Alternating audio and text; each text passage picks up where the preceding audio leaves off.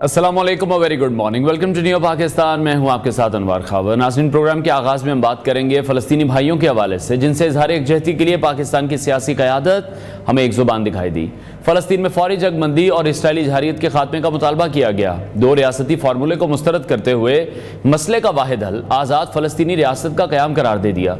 फ़लस्तीनियों के लिए पाकिस्तान की इमदाद पहुँचाने की कोशिशों को भी फौरी बढ़ाकर दुगना करने के इक़दाम किए जाएंगे। मज़लूम फ़लस्तीनियों से इज़हार यकजहती के लिए ऐवान सदर में होने वाली APC में वज़ीर आज़म शहबाज शरीफ ने ऐलान किया कि फ़लस्तीन पर आवाज़ उठाने के लिए माहिरीन की कमेटी बनाकर दुनिया के अहम दारुल खिलाफ़ों में भेजेंगे। इस्लामी ममालिक के साथ मिलकर भी आवाज़ उठाई जाएगी और अरकान दुनिया को जाकर यह बताया जाएगा कि यह ज़ख्म रहती दुनिया तक नहीं भर सकेंगे। वज़ीर आज़म ने कहा कि हमें IMF के साथ मुआहदे को नहीं देखना चाहिए। खदशा था कि अक़वाम मुत्तहिदा में फ़लस्तीन कॉज़ पर आवाज़ उठाने की वजह से हमें कुछ सज़ा मिलेगी। हम ऐसी किसी भी सज़ा के लिए तैयार हैं। ये एक वाज़ेह स्टांस है जो मौजूदा हुकूमत की तरफ से लिया गया है, जिस पर हम आगे चलकर मज़ीद भी बात करेंगे। अभी शामिल करते हैं टॉप स्टोरी। फ़लस्तीन के अवाम से इज़हार यकजहती के लिए हुकूमत की बड़ी बैठक।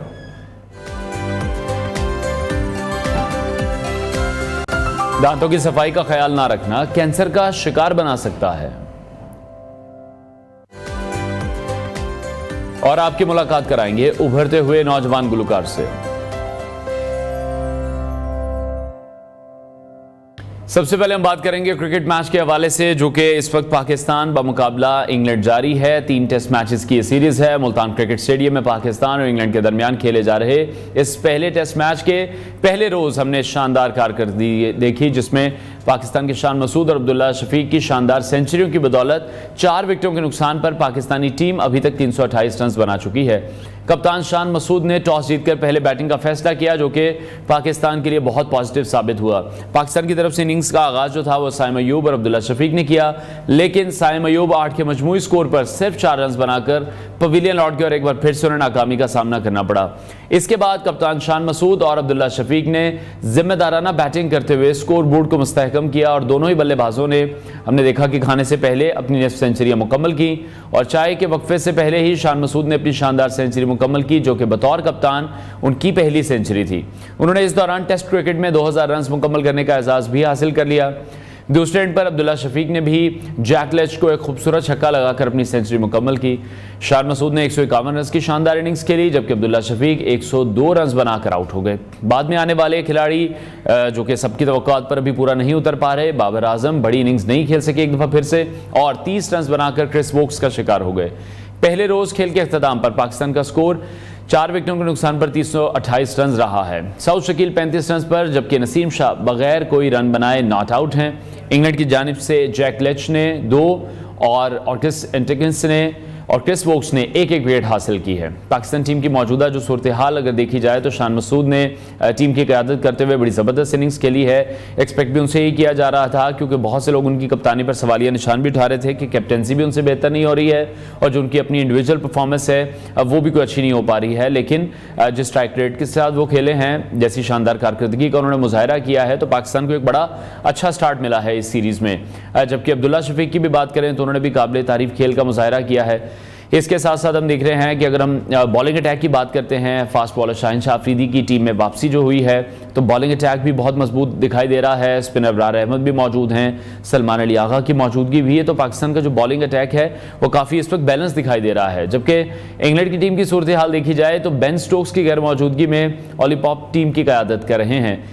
इंग्लिश टीम की बॉलिंग में जैक लेच ने सबसे ज़्यादा कामयाबियां हासिल की हैं और क्रिस वोक्स ने भी इसमें अहम किरदार अदा किया है। इंग्लैंड को उम्मीद यही है कि दूसरे रोज़ की इब्तिदा में वो जल्द विकेटें हासिल कर सकेंगे ताकि पाकिस्तान को महदूद स्कोर पर ही वो आउट कर सकें। तो ये पहले टेस्ट मैच का पहला दिन जो था वो हमने आपके साथ शेयर किया, जहाँ पाकिस्तानी टीम ने ज़बरदस्त परफॉर्मेंस दिखाई है और अब देखना है इस परफॉर्मेंस को किस तरह से कंटिन्यू करते हैं, क्योंकि बहुत से लोगों की तरफ से यही कहा जा रहा है, जो क्रिकेटर्स भी हैं, जो सीनियर स्पोर्ट्स एनालिस्ट भी हैं, वो भी यही कह रहे हैं कि ये बॉलर्स के लिए ग्रेवयार्ड साबित होगी ये पिच। तो पाकिस्तानी बॉलर्स इस पिच पर किस तरह से सर्वाइव करेंगे, क्या दूसरे या तीसरे दिन जाकर पिच बॉलर के लिए कुछ मददगार होगी या नहीं होगी, ये भी देखना बाकी है। लेकिन आज इंपॉर्टेंट ये है कि पाकिस्तान अपने स्कोर को बेहतर बना सके। जिस तरह से सऊद शकील क्रीज पर मौजूद हैं, नसीम शाह क्रीज पर मौजूद हैं, तो स्कोर बहुत ज़्यादा बेहतर होने की ज़रूरत है। शान मसूद और अब्दुल्ला शफीक की जो पार्टनरशिप है उसने पाकिस्तान को बहुत अच्छा एक आगाज़ फराहम किया है, ना कि सिर्फ इस मैच में बल्कि ओवरऑल सीरीज़ में भी जो आपका फिर कॉन्फिडेंस होता है वो बिल्डअप होना शुरू हो जाता है। तो ये एक अच्छी पार्टनरशिप थी जो पाकिस्तानी टीम को मिली है। इंग्लैंड की बॉलिंग की जो कारकर्दगी है वो हम देखें तो एवरेज ही दिखाई दी, और उसकी वजह ही कही जा रही है कि जो पिच है एक बार फिर से शायद उसे फट्टा विकेट का इनाम दिया जा रहा है, जो कि पहले भी पाकिस्तानी जो क्यूरेटर्स हैं उन पर तनकीद की गई थी कि पिचेस किस तरह की बनाई जाती हैं। और इसके साथ साथ हम देख रहे हैं कि बाबर आजम की जो मुख्तसर इनिंग्स रही है उस पर भी बहुत से लोग अभी गम गुस्से का भी शिकार हैं कि बाबर परफॉर्म नहीं कर पा रहे हैं, फैंस उनसे नाला हैं, क्योंकि बाबर की जो इनिंग्स है वो लोग देखना चाहते हैं, पसंद करते हैं। तो अब देखना यह है कि वो बड़ी इनिंग किस दिन खेलते हैं, कब उस पोजीशन में आते हैं। अब कैप्टनसी का जो एक प्रेशर है वो भी उन पर मौजूद नहीं है। तो पाकिस्तान का जो बॉलिंग अटैक है वो अब इंग्लैंड को दबाव में लाने के लिए किस तरह से काम करेगा ये देखना भी बाकी है। अब्दुल्ला शफीक की सेंचुरी की अगर हम बात करें, उन्होंने बड़ी ज़बरदस्त बैटिंग की है, उनकी जो बैटिंग टेक्निक है वो बड़ी कमाल है। बहुत से प्लेयर्स हैं जो उनकी तारीफ़ करते हुए भी दिखाई देते हैं। और अब देखना ये है कि क्या वो तवील फॉर्मेट के लिए भी एक काबिल एतमाद ओपनर बन सकते हैं, ताकि पाकिस्तान का जो एक टेस्ट टीम का स्क्वाड है या कैप्टनसी के हवाले से हम कहें तो वो क्या शान मसूद के पास ही रहेगा। ये जो सीरीज़ है मेरा ख्याल है ये डिसाइड करेगी इन तमाम तर चीज़ों की। और ख़ास तौर पर बेन स्टोक्स अभी क़यादत नहीं कर रहे हैं, टीम में मौजूद नहीं है। उनकी वापसी पर भी देखना है कि सेकंड मैच में अगर वो शामिल होंगे तो फिर इंग्लैंड की जो परफॉर्मेंस है वो किस तरह की होगी। पाकिस्तान की मौजूदा जो स्कोर पोजीशन है वो तो हमें अच्छी दिखाई दे रही है। इसके साथ साथ पहली इनिंग्स के लिए जो टोटल है वो भी एक बड़ा टोटल पाकिस्तान को देना होगा, क्योंकि पाकिस्तानी बॉलर्स के लिए भी फिर मुश्किलात होंगी। जैसे कि शाहिद शाह अफरीदी जब वो इंजरी के बाद आए हैं उनकी बेहतरीन फॉर्म हम देख रहे हैं कि वो नहीं उस तरह से डेवलप हो पाई। तो इस सीरीज़ में भी देखना है कि शाहीन शाह अफरीदी की जो वापसी है वो किस तरह से होती है, टेस्ट क्रिकेट में वो कितना अच्छा परफॉर्म कर पाते हैं, क्योंकि उनके लिए भी काफ़ी मुश्किल है, वर्कलोड है एक फ़ास्ट बॉलर के लिए, उनके लिए भी ये तमाम चीज़ें मैनेज करना बहुत ज़्यादा मुश्किल है। सीनियर स्पोर्ट्स एनालिस्ट से भी हम इस हवाले से मज़ीद बात करेंगे, उनकी राय भी लेंगे पाकिस्तान की इस परफॉर्मेंस पर। Senior sports analyst Shahid Hashmi साहब ने हमें ज्वाइन किया है, उनसे इस हवाले से हम मज़ीद भी बात करेंगे। शाहिद साहब, अगर आप मुझे सुन पा रहे हैं तो बताइएगा कि शान मसूद और अब्दुल्ला शफीक की जो पार्टनरशिप है उसको आप किस तरह से देख रहे हैं। आपके ख्याल में पाकिस्तानी इनिंग्स को एक अच्छा स्टार्टअप मिल गया है, ना कि सिर्फ इस मैच में बल्कि पूरी सीरीज़ के लिए ही?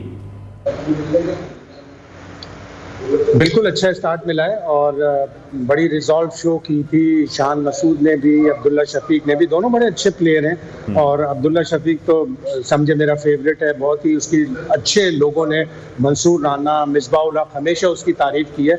और पिछली 7 इनिंग्स में उसका सिर्फ एक ही डबल फिगर स्कोर था, और कल उसने जो सेंचुरी बनाई है उसने साबित कर दिया कि वो बहुत ही अच्छा प्लेयर है।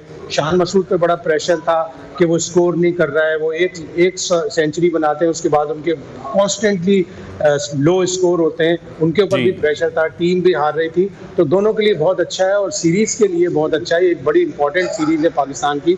पिछली दफ़ा 2 साल पहले बड़ी बुरी तरह पाकिस्तान को शिकस्त देकर गए थे और पाकिस्तान की तारीख में पहली बार वाइट वॉश हुआ था होम ग्राउंड्स पर।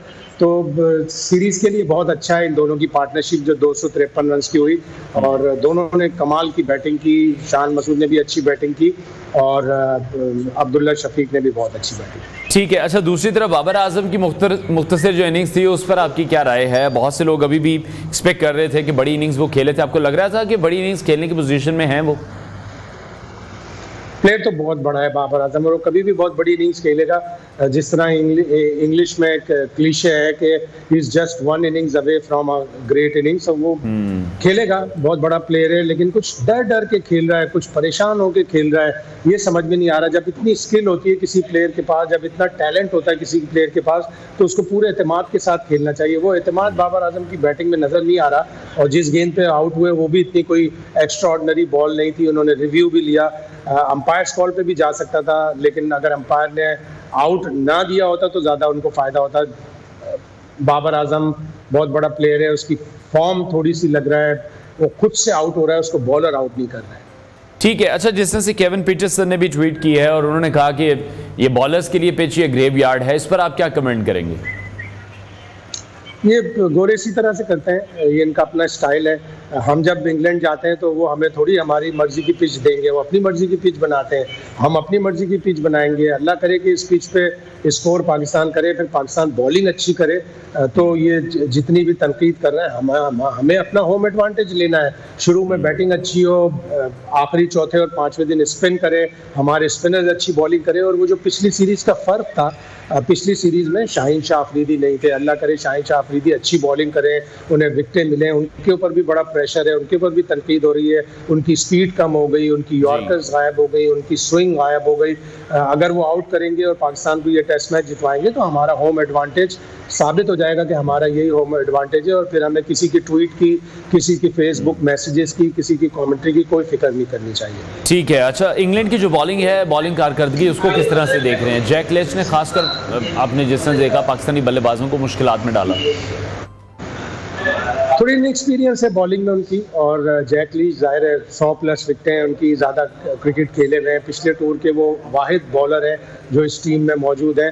तो इनएक्सपीरियंस था, और फिर कंडीशन भी ऐसी थी, गर्मी थी, पिच इतना कंड्यूसिव नहीं था, पिच पे रिस्पांस नहीं मिल रहा था, इसीलिए उनकी बॉलिंग ने सफ़र किया।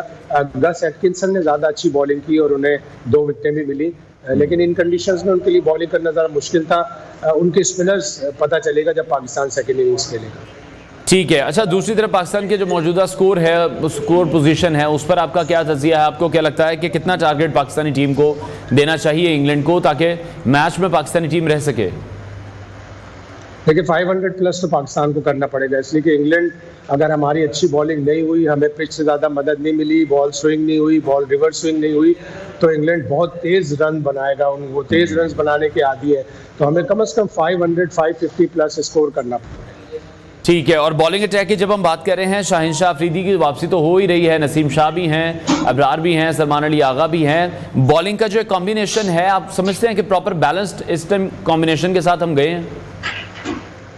ये बेस्ट बैलेंस है पाकिस्तान का। एक चीज़ अगर वो करना चाहते कि दूसरा स्पिनर भी डालते, लेकिन उस सूरत में एक या तो फास्ट बॉलर कम करना पड़ता या एक बैट्समैन कम करना पड़ता, जो मैनेजमेंट ने सोचा कि सही फैसला नहीं होगा, और यही दुरुस्त फैसला था। ये बैलेंस कॉम्बिनेशन है। अगर आप वीपर से किसी को हटाते तो आपको 3 नंबर पे कौन बैटिंग करेगा वो एक प्रॉब्लम होता, और फिर आपका एक बॉलर अगर आप मजीद लाते तो आपको बैटिंग थोड़ी सी वीक करनी पड़ती। ठीक है। और बेन स्टोक्स की गैर मौजूदगी में जिस तरह से ओली पोप की कारकर्दगी है, उसको आप किस तरह से देख रहे हैं? बेन स्टोक्स की गैर मौजूदगी का फ़ायदा पाकिस्तानी टीम को कितना होगा? फ़ायदा तो होगा, जाहिर है वो बहुत इंस्पिरेशनल लीडर है, बैटिंग भी अच्छी करता है। ओली पोप अभी सिर्फ 26 साल के हैं, इनएक्सपीरियंस है, अभी सिर्फ 3 टेस्ट मैचों में उन्होंने कप्तानी की है, तो इनएक्सपीरियंस तो है उनमें।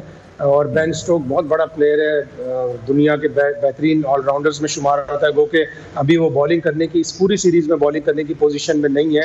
अगर वो बॉलिंग करेंगे तो उनको मज़ीद बॉडी डैमेज का सामना करना पड़ेगा, जो वो नहीं चाहते, इसलिए कि आगे उनकी न्यूजीलैंड में सीरीज़ है, फिर उसके बाद उनके और भी असाइनमेंट है, तो वो अभी अपनी बॉलिंग करके अपनी बॉडी को डैमेज नहीं करना चाहते। लेकिन यकीनन एक कप्तान का जो रेगुलर कप्तान होता है उसका फ़र्क। ठीक है। शायद साहब, जिस तरह से हम देख रहे हैं, शान मसूद पर बड़ी तनकीद की गई, पिछली 2 सीरीज़ वो नहीं जितवा सके पाकिस्तानी टीम को, जिसमें बांग्लादेश की टेस्ट सीरीज़ भी शामिल है जो कुछ अर्सा पहले ही हुई है। तनकीद यही की जा रही थी कि अगर इंडिविजुअल परफॉर्मेंस भी उनकी नहीं है, कैप्टनसी भी नहीं है, तो उनकी टीम में भी जगह नहीं बनती है। ये जो उन्होंने परफॉर्मेंस दी है, आप इस परफॉर्मेंस को किस तरह से रेट करेंगे? सेकेंडली, कितना इंपॉर्टेंट है कंसिस्टेंसी के साथ जाना पाकिस्तान क्रिकेट बोर्ड के लिए, किसी के भी प्रेशर में आए बगैर? अब हमें जो अपने कैप्टन्स हैं या अपनी टीम्स हैं, उनको कंसिस्टेंसी के साथ लेकर चलना है, मेजर तब्दीलियाँ नहीं करनी है, हारते हैं या जीते हैं दोनों सूरतों में। सब्र तो करना पड़ेगा, कंसिस्टेंसी दिखानी पड़ेगी, तसलसल सिलेक्शन में भी, तसलसल कोचेज़ में भी, तसलसल कप्तानी में भी। और शान का यही प्रॉब्लम रहा है, वो उसको गेम अवेयरनेस बहुत है, वो बोलता बहुत अच्छा है, लेकिन वो जो रन्स का कॉलम होता है उसमें एकदम से डिप आता है। एक बड़ी इनिंग्स, उसके बाद 10-12 छोटी इनिंग्स खेलता है। बांग्लादेश की सीरीज़ में भी उसने 1 ही 50 किया। अगर वो कहीं एक सेंचुरी बनाकर पाकिस्तान को टेस्ट मैच जितवा देता तो उसकी पोजीशन एज बैटर, एज कप्तान बहुत इंप्रूव होती। और अब इस सेंचुरी ने जाहिर है उसको एक नया एतमाद दिया होगा, जो उसको आगे भी मजीद कामयाबी दिलवाएगा। आगे पाकिस्तान का बड़ा एक और tough tour, test tour South Africa का आने वाला है, तो एतमाद तो यकीनन मिलेगा। और शान से इसी चीज़ की ज़रूरत और इसी चीज़ की तवक्को भी थी। ठीक है। अच्छा, इन फ्यूचर जिस तरह से कहा जा रहा है कि पाकिस्तानी टीम के जो T20 के या वनडे के कैप्टन होंगे वो मोहम्मद रिजवान होंगे, अभी एक्स कैप्टन बाबर भी टीम में मौजूद हैं, एक्स कैप्टन शाहीन भी टीम में मौजूद हैं। 4 कप्तान इस वक्त अगर हम देखें, वो एक्स कह लें या आने वाले कह लें, वो टीम में इस वक्त खेल रहे हैं। आप क्या समझते हैं कितना फ़र्क पड़ता है पूरी टीम पर इस चीज़ का? तमाम लड़कों के पास अपना अपना एक्सपीरियंस मौजूद है कैप्टनसी का। बहुत फ़र्क पड़ता है, एक टीम में ज़्यादा कप्तान होते हैं तो पाकिस्तान क्रिकेट बोर्ड को इसी तरह लॉन्ग टर्म कप्तानी का सोचना पड़ेगा। वाइट बॉल के लिए यकीनन एक ऐसा मुस्तकिल कप्तान चाहिए। रिजवान बज़ाहिर बेहतरीन कैंडिडेट नज़र आते हैं, लेकिन अगर कोई यंगस्टर भी ला रहे हैं, वो यंगस्टर ऐसा तो हो कम से कम उसकी टीम में जगह बनती हो, उससे ऐसे एतमाद होगा। अगर कोई ऐसा यंगस्टर ले आए जिसकी टीम में जगह नहीं बनती हो तो फिर शायद पूरी टीम में उसको वो एतमाद और वो बैकिंग नहीं मिल पाएगी। ठीक है। और शायद साहब, दूसरी तरफ जिस तरह चैंपियंस कप हुआ और चैंपियंस कप से कहा गया कि अब पाकिस्तानी टीम को एक बैकअप अच्छा मिलना शुरू हो जाएगा, आपको लगता है कि एक ही इवेंट से इस तरह से पॉसिबल नहीं हो सकेगा? इस टेस्ट सीरीज़ में भी हम देख रहे हैं कि खातिर खां नाम नहीं शामिल हुए, वही पुरानी टीम इस वक्त हमें नज़र आ रही है। आपको लगता है कि अभी टाइम लगेगा, 1-2 और इवेंट होंगे, उसके बाद जो टैलेंट है वो पाकिस्तानी टीम में आना शुरू हो जाएगा? देखिए, टाइम तो लगेगा, टैलेंट लाने के लिए टाइम लगता है। वो टैलेंट जो इस चैंपियंस कप में नज़र आया, उसको अब ए टीम के साथ टूर्स पर भेजेंगे। 5-6 बड़े अच्छे प्लेयर इस टूर्नामेंट में नज़र आए, लेकिन पाकिस्तान क्रिकेट बोर्ड ज़्यादा अच्छा होता, ये करता कि हर टीम पे पाबंदी लगा देता कि एक इमर्जिंग प्लेयर ज़रूर खिलाना है। 2-3 प्लेयर जैसे शहाब खान T20 का बेस्ट बॉलर था, उसको एक भी मैच नहीं मिला, अभी उसे सुपर 6 में भेज रहे हैं हांगकॉन्ग। तो इस तरह के परफॉर्मेंस को अगर आप चांस देंगे रेगुलर बेसिस पे, फिर उन्हें ए टीम टूर के साथ भेजेंगे, जब भी नया टैलेंट मिलेगा। मेरे हिसाब से चैंपियंस कप का कोई 25-30% फ़ायदा हुआ है, 100% या 80% फ़ायदा नहीं है। ठीक है। और पाकिस्तान में इमर्जिंग एशिया कप भी होने जा रहा है, उस हवाले से भी कमेंट कीजिएगा। इमर्जिंग एशिया कप तो होता रहता है, फिर उसको मोहम्मद हारिस को कप्तानी दी है। इसमें कुछ ऐसे प्लेयर्स भेजने चाहिए थे जो यंगस्टर होते हैं, आप फिर वही पीछे की तरफ जा रहे हैं। उन्हीं प्लेयर्स को जो ऑलरेडी ट्राइड एंड टेस्टेड हैं उनको आप भेज रहे हैं, मेरी तो समझ में नहीं आता। और इसी तरह सुपर 6 में आप ऐसे प्लेयर भेज रहे हैं जो ऑलरेडी ट्राइड एंड टेस्टेड है। आपको यंगस्टर्स भेजने चाहिए थे। ये मत सोचें कि आप सुपर 6 हांगकॉन्ग में जीतकर कोई दुनिया फतह कर लेंगे। सुपर 6 आप हार भी जाएं, लेकिन अगर उससे आपको 2 नौजवान प्लेयर अच्छे पावर हिटिंग वाले, 2 नौजवान अच्छे फास्ट बॉलर ऐसे मिल जाए जो पावर हिटिंग रोक सके, तो मैं कहता हूँ हार भी जाएं आप, आखिरी पोजीशन पर आ जाएं। ठीक है, बहुत शुक्रिया। Senior sports analyst Shahid Hashmi साहब हमारे साथ इन कॉन्वर्सेशन थे। पाकिस्तान टीम अच्छी फॉर्म में दिखाई दे रही है और इस वक्त एक अच्छे स्कोर के साथ मौजूद है। आगे बढ़ते हैं नाजरीन, पाकिस्तान के मारूफ प्रोफेशनल बॉक्सर मोहम्मद वसीम ने एक और शानदार कामयाबी अपने नाम कर ली है। उन्होंने माल्टा में होने वाली वर्ल्ड बॉक्सिंग फेडरेशन WBF की रैंकिंग फाइट में जॉर्जिया के बॉक्सर जाहा मिमिश्री को तीसरे राउंड में नॉकआउट कर दिया है। ये वसीम के प्रोफेशनल करियर की 13वीं बड़ी कामयाबी है और ये 9वीं मरतबा है जब उन्होंने अपनी हरीफ को नॉकआउट किया है। मोहम्मद वसीम ने इस फाइट के लिए बड़ी मेहनत की, कामयाबी पर अपनी खुशी का इजहार भी किया और इस फतह के साथ ही वसीम का जो प्रोफेशनल बॉक्सिंग रिकॉर्ड है वो 15 बाउट्स में 13 कामयाबियां और 2 शिकस्तें हो चुकी हैं और ये बड़ा ज़बरदस्त रिकॉर्ड है। ये मोहम्मद वसीम की रैंकिंग में मज़ीद बेहतरी का बाइस भी बनेगा और इसके साथ साथ उनके आलमी सतह पर मकाम को भी मजबूत करेगा। मोहम्मद वसीम ने शुरू से इस मैच में जाहिराना अंदाज अपनाया और जॉर्जियन बॉक्सर पर दबाव डाल के रखा। तीसरे राउंड तक वो मुकम्मल कंट्रोल में थे और आखिरकार तीसरे राउंड में जाहा मिमिश्री को नॉकआउट करते हुए उन्होंने फतह हासिल करी। इस मैच के कुछ मनाजिर भी आप हमारी स्क्रीन पर इस वक्त मुलाहिजा कर रहे हैं। उनके जो बर्क रफ्तार पंचेस थे और उनकी जो हिकमत अमली थी, उन्होंने एक और बड़ी कामयाबी से हिमकनार हुए हैं। कामयाबी पर उन्होंने खुशी का इजहार करते हुए वसीम ने कहा कि फ़ाइट के लिए उन्होंने बहुत ज़्यादा मेहनत की थी और इसका नतीजा देखकर भी वो बहुत ज़्यादा खुश हैं। उन्होंने ये भी कहा कि हमेशा अपने मुल्क का नाम रोशन करने की कोशिश की है और आइंदा भी पाकिस्तान के लिए ऐसे ही परफॉर्म करता रहूंगा। मोहम्मद वसीम इससे पहले भी अपने शानदार कारनामों और आलमी सतह पर कारकर्दगी की वजह से पाकिस्तानी अवाम में बहुत ज़्यादा मकबूल हैं। उनकी जो कामयाबियां हैं वो पाकिस्तानी बॉक्सिंग के मुस्तकबिल के लिए उम्मीद की किरण है और मुल्क के नौजवान बॉक्सिंग खिलाड़ियों के लिए भी एक मिसाल बन चुके हैं। एक ज़बरदस्त कामयाबी है जो कि उन्होंने हासिल की है, और तैयारी बहुत ज़्यादा मुश्किल होती है। यकीनी तौर पर हमारी पहले भी बात हुई है वसीम से कि किस तरह से वो तैयारी करते रहे हैं, किस तरह से हिकमत अमली बनाते हैं, क्योंकि जान जोखिम में डालने वाला खेल है ये। कोशिश हमने की थी कि वसीम से कांटेक्ट करते, उन्हें अपने शो में बुलाते और इस मैच के हवाले से उनसे बात करने की कोशिश करते कि किस तरह से उन्होंने प्लानिंग की थी, और उनकी जो आलमी रैंकिंग है वो हम देख रहे हैं कि इस फतह के बाद उसमें भी बेहतरी की उम्मीद है, और जो अगला हदफ है उनका वो वर्ल्ड चैंपियनशिप टाइटल जीतना है। तो पाकिस्तान से बहुत से ऐसे फाइटर हैं, थोड़े दिन पहले हमने देखा शाजिब रिंद बड़ी ज़बरदस्त फाइटिंग जीते हैं कॉम्बैट कराटे में, और हमारे शो में भी वो मौजूद थे। इसी तरह से हम कोशिश करते रहते हैं कि पाकिस्तान का जो टैलेंट है वो हम आपके साथ शेयर करते रहें, उनकी जो अचीवमेंट्स हैं, पाकिस्तान को बाहर जाकर जिस तरह से वो रिप्रेजेंट करते हुए हमें दिखाई देते हैं, क्योंकि प्रोफेशनल बॉक्सिंग के दौरान बहुत से चैलेंजेस का सामना करना पड़ता है।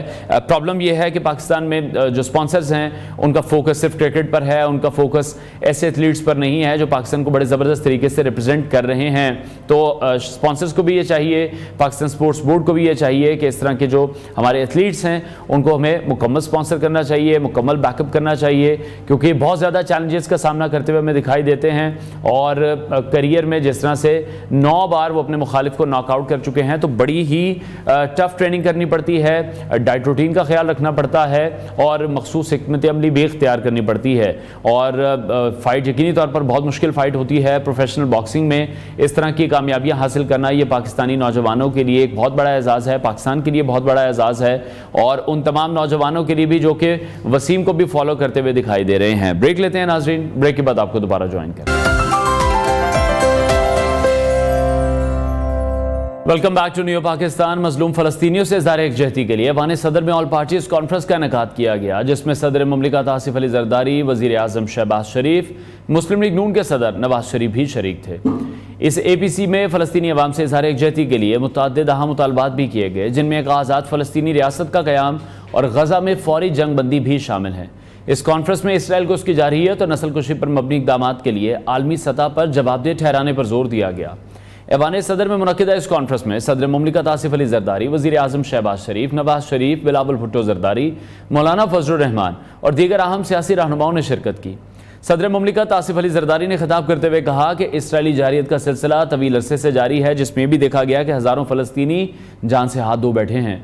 उन्होंने आलमी बरादरी से मुतालबा किया कि वो इसराइल को रोकने के लिए फौरी तौर पर इक़दाम करे ताकि मज़ीद इंसानी जानें ज़ाया ना हो। उन्होंने फ़लस्तीन के लिए 2 रियासती हल की हिमायत और अल-कुद्स को आज़ाद फ़लस्तीनी रियासत का दारुल हुकूमत बनाने पर जोर दिया। नवाज शरीफ ने भी कॉन्फ्रेंस में बात करते हुए कहा कि फ़लस्तीनी बच्चों पर ढाए जाने वाले मज़ालिम और शहरों की तबाही दिल दहला देने वाली है। उन्होंने अक़वाम मुत्तहिदा की करारदादों पर अमल दरामद में नाकामी को तनकीद का निशाना बनाते हुए इस्लामी ममालिक को मुत्तहिद होकर अमली इक़दाम करने की ज़रूरत पर जोर दिया। मौलाना फजलुर रहमान ने इसराइल की रियासत को नाजायज़ करार दिया और कहा कि फ़लस्तीनियों के साथ अमली यकजहती का मुजाहरा ज़रूरी है। उन्होंने इस्लामी दुनिया को मुश्तरका हिकमत अमली अपनाने और फ़लस्तीनी अवाम की मदद के लिए अमली इक़दाम करने की तजवीज़ पेश की। इस कॉन्फ्रेंस के दौरान ये अज़्म किया गया कि फ़लस्तीन के हक़ में बैनुल अक़वामी फ़ोरम्स पर आवाज़ बुलंद की जाएगी और इसराइल के ख़िलाफ़ जंगी जराइम पर मबनी कार्रवाइयों को रोकने के लिए आलमी दबाव भी बढ़ाया जाएगा। वज़ीर आज़म शहबाज शरीफ ने कॉन्फ्रेंस से खिताब करते हुए कहा कि फ़लस्तीन के मज़लूम अवाम पर ढाए जाने वाले इसराइली मज़ालिम इंसानियत के ख़िलाफ़ संगीन जराइम हैं, जिन्हें आलमी बरादरी की खामोशी से तक़वियत मिल रही है। उन्होंने कहा कि इसराइल की जानिब से की जाने वाली वहशियाना बमबारी और इंसानी हुकूक़ की पामालियाँ अक़वाम मुत्तहिदा के चार्टर और बैनुल अक़वामी क़वानीन की खिलाफ वर्जी हैं। वज़ीर आज़म शहबाज शरीफ ने आलमी बरादरी से फ़ौरी जंग बंदी और फ़लस्तीनी अवाम को उनके जायज़ हुकूक़ दिलाने का मुतालबा किया। उन्होंने कहा कि हम फ़लस्तीनी भाइयों के साथ खड़े हैं और उनके हक़ खुद इरादियत की भरपूर हिमायत करते हैं। वज़ीर आज़म ने जोर दिया कि अक़वाम मुत्तहिदा को इसराइल के ख़िलाफ़ सख्त कार्रवाई करनी चाहिए और आलमी ताकतों को इस मामले पर अपना दोहरा मयार तर्क करना होगा। साथ ही उन्होंने कहा कि पाकिस्तान की पॉलिसी फ़लस्तीनी अवाम के हक़ में हमेशा मजबूत रही है और हम 2 रियासती हल की मुकम्मल हिमायत करते हैं, जिसमें फ़लस्तीनी रियासत का दारुल हुकूमत अल-कुद्स शरीफ हो। वज़ीर आज़म ने इस बात पर जोर दिया कि इस्लामी ममालिक को मुत्तहिद होकर फ़लस्तीनियों की हिमायत के लिए एक मजबूत मौक़िफ़ इख्तियार करना होगा, क्योंकि ये मसला न सिर्फ फ़लस्तीन का है बल्कि ये पूरे आलम इस्लाम का है। वज़ीर आज़म शहबाज शरीफ ने कहा कि हम इसराइली मज़ालिम के ख़िलाफ़ हर फोरम पर आवाज़ उठाएंगे और फ़लस्तीन की आज़ादी के लिए जद्दोजहद भी जारी रखेंगे। इसी हवाले से मज़ीद बात करेंगे। माहिर बैनुल-अक़वामी उमूर मंसूर जाफ़र साहब ने हमें ज्वाइन किया है। मंसूर साहब, बहुत शुक्रिया हमें शो में ज्वाइन करने के लिए। APC का इनेकाद का मकसद हम सब जानते हैं क्या मकासद थे इसका, फ़लस्तीनी अवाम के हुकूक के हवाले से आप क्या समझते हैं, क्या किरदार होगा? पाकिस्तान का स्टांस बहुत क्लियर है। वज़ीर आज़म शहबाज शरीफ ने अमेरिका में भी अक़वाम मुत्तहिदा की जनरल असम्बली से जब खिताब किया, वहाँ पर भी उन्होंने वाशगाफ अल्फाज में कहा कि हम फ़लस्तीन के साथ खड़े हैं, इसराइल का जो किरदार है वो बिल्कुल गलत है। अभी हम देख रहे हैं इस APC में भी अब यही तमाम बातें की गई हैं। आपको लगता है कि पाकिस्तान एक अच्छे स्टांस के साथ सामने आया है? जी बहुत शुक्रिया। मैं समझता हूँ जी जो कल होने वाली APC है वो पाकिस्तान की जो खासतौर पे जो खारजा पॉलिसी है उसके हवाले से उसका जो किबला दुरुस्त करने के ज़िमन में एक अहम पेशरफ्त है, क्योंकि माजी में चाहे वो UN का फोरम हो या अदरवाइज हमारी जो फॉरेन ऑफिस की एक स्टेटेड पोजीशन थी कि हम दो रियासती हल की हिमायत कर रहे हैं, लेकिन कल की जो कमेटी है, जो मीटिंग है, उसमें जिस अंदाज से, क्योंकि आगे उनके जो सामीन और नाजरीन वो कोई सिर्फ और सिर्फ तालियां बजाने वाले लोग नहीं थे, वो सोचने समझने वाली जमातें हैं और ऐसी जमातें कि जिनकी इस मसला फ़लस्तीन के हवाले से प्रैक्टिकल कंट्रीब्यूशन है। मेरी मुराद जमात इस्लामी और दीगर तंजीमों से है कि जिन्होंने सड़कों पे अपने कारकुनों के जरिए, अवाम के जरिए फ़लस्तीनियों के हक में बड़े बड़े मुजाहरे, मिलियन मार्चेस किए थे। तो उनकी तरफ से जब ये बात शद्दमद से की गई कि हमें जो है अब दो रियासती हल के हवाले से जो बात करते हैं, इस मौक़िफ़ को बदलना होगा, क्योंकि ये हमारा जो मुसल्लमा, जो हमारे बानी पाकिस्तान कायद-ए-आज़म मोहम्मद अली जिन्ना ने जो मौक़िफ़ अपनाया था इसराइल के हवाले से कि इसराइल एक नाजायज़ रियासत है और उसे तस्लीम नहीं किया जाएगा, और यही मौक़िफ़ आज तक हमारे जो फॉरेन पॉलिसी का एक कॉर्नर स्टोन रहा है। लेकिन दरमियान में कुछ जो पीस प्रोसेस और इसी नौयत की अमेरिका की सरपरस्ती में होने वाली जो फ़लस्तीन के हवाले से कोशिशें थी, उसमें एक दो रियासती हल ऑप्शन पेश किया गया, लेकिन उन दो रियासतों के हवाले से भी अमेरिका और इसराइल जो है वो अपनी जिम्मेदारियां पूरी करने में पूरी तरह नाकाम रहे हैं कि आज भी फ़लस्तीनी कोई रियासत नहीं है। और इसी तरीके से मैं समझता हूँ जो चीज़ अहम इस कॉन्फ्रेंस के एलामिया में देखने को मिली है वो एक तो यही इस नुक्ते पर कि एलामिया में दो रियासती हल का जिक्र नहीं किया गया। एक लिहाज से एक हमला तो गुज़श्ता साल 7 अक्टूबर को हमास और दीगर मज़ाहमती तंजीमों ने इसराइल पर करके उसे ये पैगाम दिया कि वो उसे तस्लीम नहीं करते।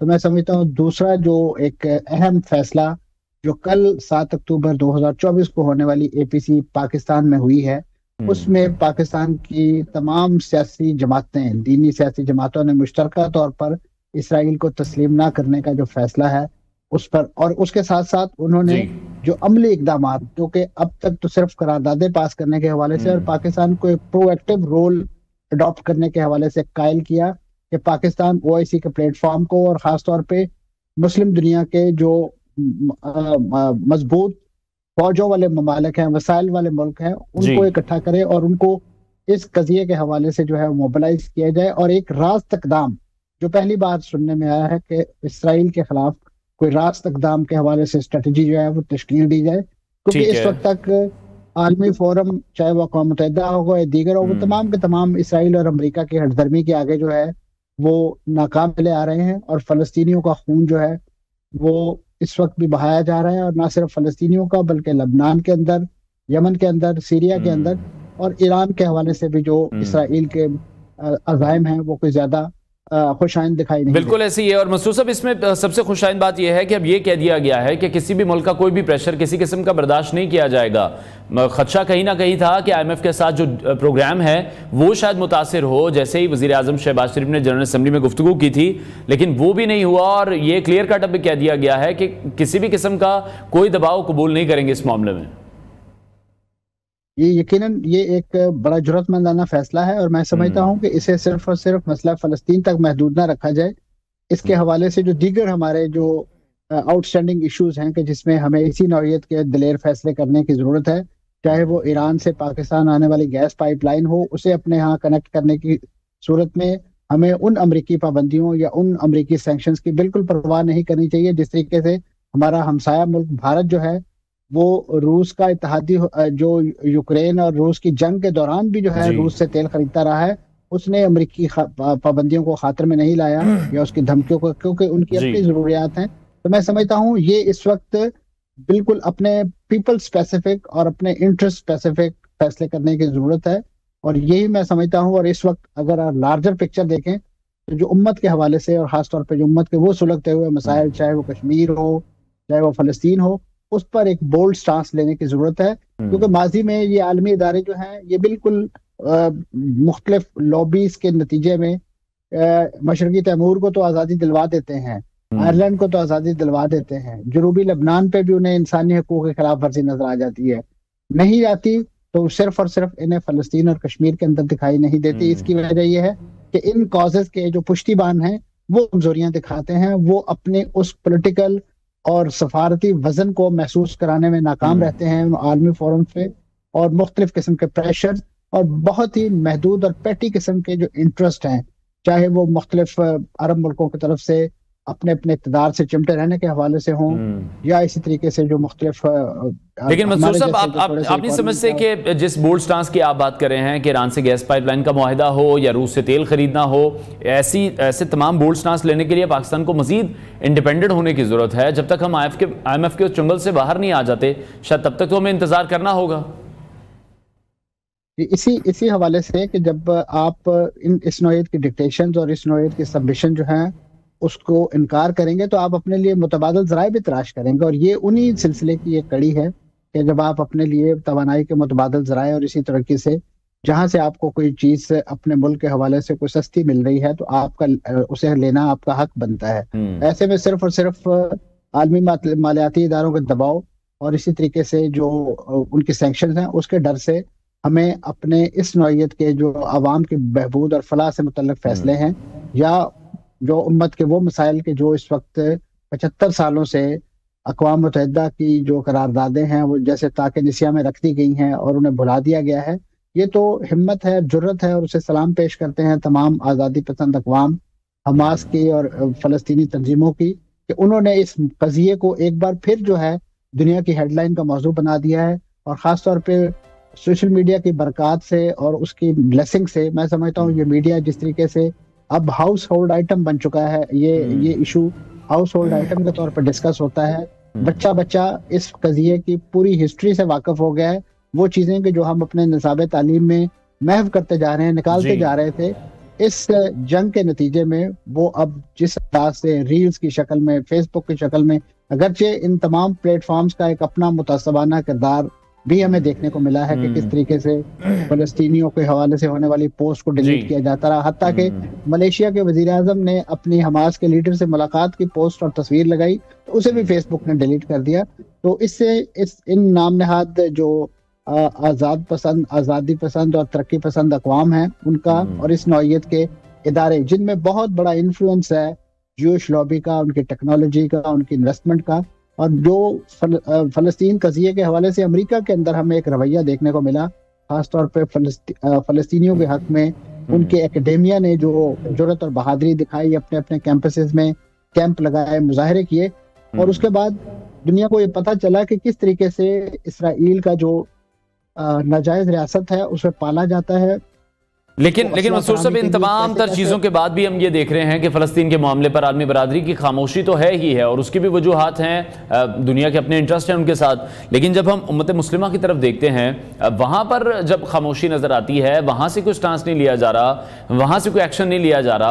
वो तमाम ममालिक हैं जो एक्शन ले सकते हैं, जो अपनी बात कर सकते हैं, अपनी बात मनवाने की सलाहियत रखते हैं, वो भी खामोश हैं। ये मेरा ख्याल है जो कल की कॉन्फ्रेंस है वो एक इस हवाले से महमेज लगाएगी इन तमाम एफर्ट्स को, और एक कैटलिस्ट का काम करेगी कि जिसमें इन तमाम जो इस वक्त एक पैसिव रोल है खासतौर पे अरब और इस्लामी मुल्कों का इस कज़िये के हवाले से, क्योंकि इस वक्त चीज़ों को लीड करने की ज़रूरत है, और लीडिंग फ्रॉम द फ्रंट जो है वो मैं समझता हूँ कि पाकिस्तान से बेहतर कोई ऐसा इस्लामी मुल्क नहीं है कि जो जौहरी तवानाई का भी हामिल है और उसकी एक मजबूत फौज भी है, और उसके साथ साथ अवामी सतह पे इस कज़िये के हवाले से एक बहुत जज्बाती बल्कि ईमान की वाबस्तगी जो है वो भी मौजूद है। तो मैं समझता हूँ कि एक ऐसा एसेट है पाकिस्तान के पास कि इस असासे के साथ, इस पूरे कमिटमेंट के साथ जो है पाकिस्तान अगर इस इशू को लीड करेगा, चाहे वो OIC का फोरम हो या दीगर जो भी आलमी इदारों के फोरम है, तो मैं नहीं समझता कि कोई ऐसा मुल्क होगा इस्लामी दुनिया का या अरब दुनिया का कि वो पाकिस्तान के इस सिंसियर एफर्ट को जो है वो ओन ना करे, और बल्कि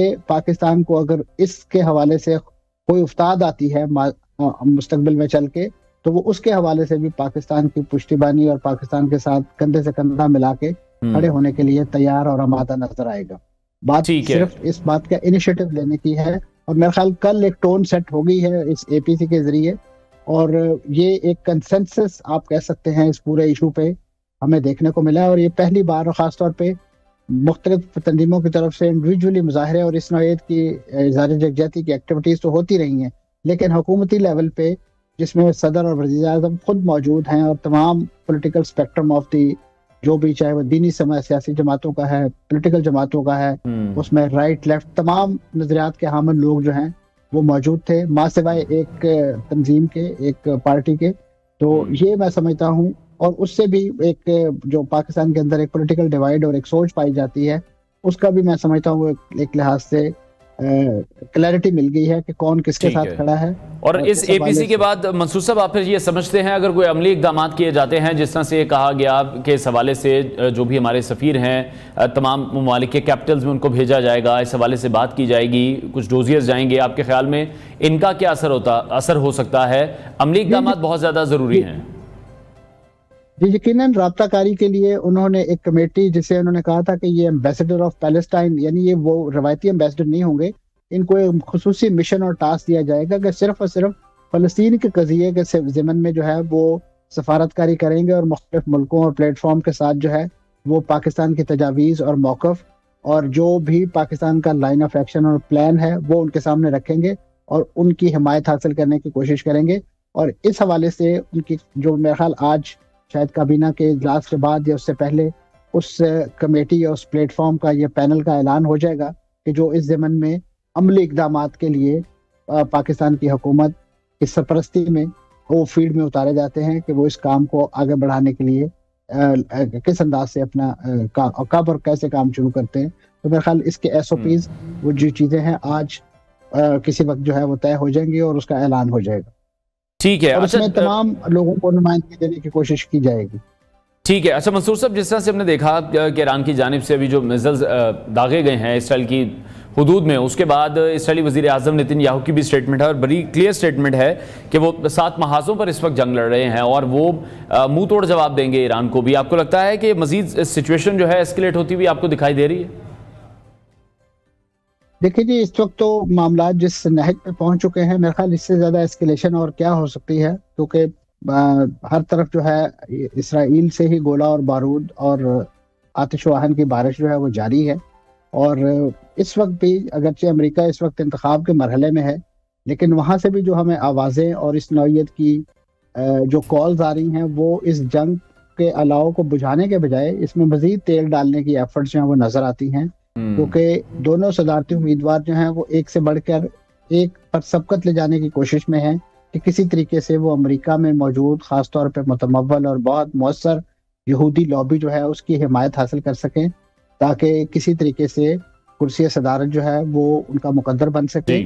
और ठीक है, बहुत शुक्रिया माहिर बैनुल-अक़वामी उमूर मंसूर जाफर साहब हमारे साथ इन कॉन्वर्सेशन थे। नाज़रीन आगे बढ़ते हैं और अब हम बात करने जा रहे हैं पाकिस्तानी बॉक्सर मोहम्मद वसीम से। जैसे कि पहले भी हमने सेगमेंट में डिस्कस किया है, उनसे हम कांटेक्ट करने की कोशिश कर रहे थे। वसीम इस वक्त हमारे साथ इन कॉन्वर्सेशन है। वसीम, बहुत शुक्रिया आपके वक्त के लिए। बड़ी ज़बरदस्त फाइट आपने ये जीती है, अपने नाम की है। क्या इस फाइट में हिकमत अमली रही है? कैसी तैयारी की थी इस फाइट के लिए? अस्सलाम वालेकुम। तैयारी तो पास नहीं की थी क्योंकि फाइट थोड़ा सा इश्यूज थे, वीज़ा और टाइम कैंप के लिए प्रॉपर जो है टाइम पे पहुंचा नहीं, लेकिन अल्हम्दुलिल्लाह फिर भी फाइट काफ़ी अच्छा रहा और थर्ड राउंड में नॉकआउट किया और जी काफ़ी खुशी है अल्हम्दुलिल्लाह। ठीक है, तो इस जीत के बाद जो आपकी आलमी रैंकिंग है उसमें कितनी बेहतरी हुई है? जी रैंकिंग्स मेरी इंशाल्लाह अल्हम्दुलिल्लाह टॉप 5 में भी इंशाल्लाह टॉप 5 में आऊँगा वर्ल्ड में दोबारा से, और इंशाल्लाह होपफुली एंड ऑफ दिसंबर में दोबारा इंशाल्लाह फाइट के लिए रेडी हूँ और वर्ल्ड टाइटल के लिए इंशाल्लाह फाइट करूँ दोबारा। और उसके लिए क्या तैयारी करनी पड़ेगी? उसके लिए अगर अब आप शेयर करना चाहें, स्पॉन्सर्स शेयर करना चाहें कि स्पॉन्सर्स आपको मिल रहे हैं, नहीं मिल रहे हैं, पाकिस्तान स्पोर्ट्स बोर्ड आपको कितना सपोर्ट कर रहा है? अभी तो इंशाल्लाह वापस मैंने आना है इंशाल्लाह 2-3 दिनों में पाकिस्तान, उसके बाद इंशाल्लाह थोड़ी सी कोशिश करेंगे कि कुछ मीटिंग्स हो और बात करें गवर्नमेंट के साथ। ठीक है। अच्छा, प्रोफेशनल बॉक्सिंग जो है वो यकीनी तौर पर आसान नहीं है। इसके दौरान किन किन आपको चैलेंजेस का सामना करना पड़ा? बिल्कुल, कोई भी चीज़ इतना आसान नहीं है प्रोफेशनल बॉक्सिंग में, क्योंकि अगर आप प्रॉपर जो फाइट के लिए जाते हैं प्रोफेशनल खेलने के लिए तो काफ़ी मुश्किल है। और जो है जितने बड़े फाइट्स जो मैंने किए हैं तो वो इजी नहीं है, बगैर विदाउट कैंप के तो बिल्कुल भी इजी नहीं है। लेकिन जो वीज़ा इश्यूज हुए थे उसके वजह से मुझे काफ़ी जो है मसले, काफ़ी परेशानी का सामना करना पड़ा, लेकिन अल्हम्दुलिल्लाह मैं टाइम पे पहुंचा और फाइट की और फाइट अल्हम्दुलिल्लाह विन किया। ठीक है। अच्छा, जो अभी तक मेरे पास डिटेल्स हैं उसके मुताबिक 15 फाइट्स आपकी हैं, जिसमें से 13 आप जीते हैं, दो आप नहीं जीत सके हैं। लेकिन इन 15 फाइट में से 9 बार आपने मुखालिफ को नॉकआउट किया है। तो ये नॉकआउट के लिए कोई मखसूस हिकमत अमली है या ये फिर फाइट की सूरत हाल पर ही डिपेंड करता है? ये डिपेंड फाइट की सूरत हाल पे करता है, लेकिन अल्हम्दुलिल्लाह मेरी जो जितने भी फाइट्स रहे हैं मोस्टली उसमें सारे नॉकआउट्स रहे हैं। और जिस वेट में अभी मैं खेल रहा हूँ तो इंशाल्लाह आगे भी मेरे फाइट्स ऐसे ही नॉकआउट ही रहेंगे, बिकॉज इसमें मैं बहुत इन वेट में मैं बहुत कंफर्टेबल रहता हूँ, क्योंकि इसमें मेहनत भी कम है और वेट भी लूज कम करना होता है। तो ये मेरा बेस्ट वेट है जिसमें मैं नॉकआउट्स करने के लिए बड़ा इजी अपने आरिफ को नॉकआउट कर सकता हूँ। ठीक है। अच्छा, प्रोफेशनल बॉक्सिंग में आपकी मुसलसल कामयाबियां हैं, ये पाकिस्तानी नौजवानों के लिए एक बहुत बड़ी मिसाल है। उनको क्या मैसेज देना चाहेंगे जो आपको फॉलो कर रहे हैं?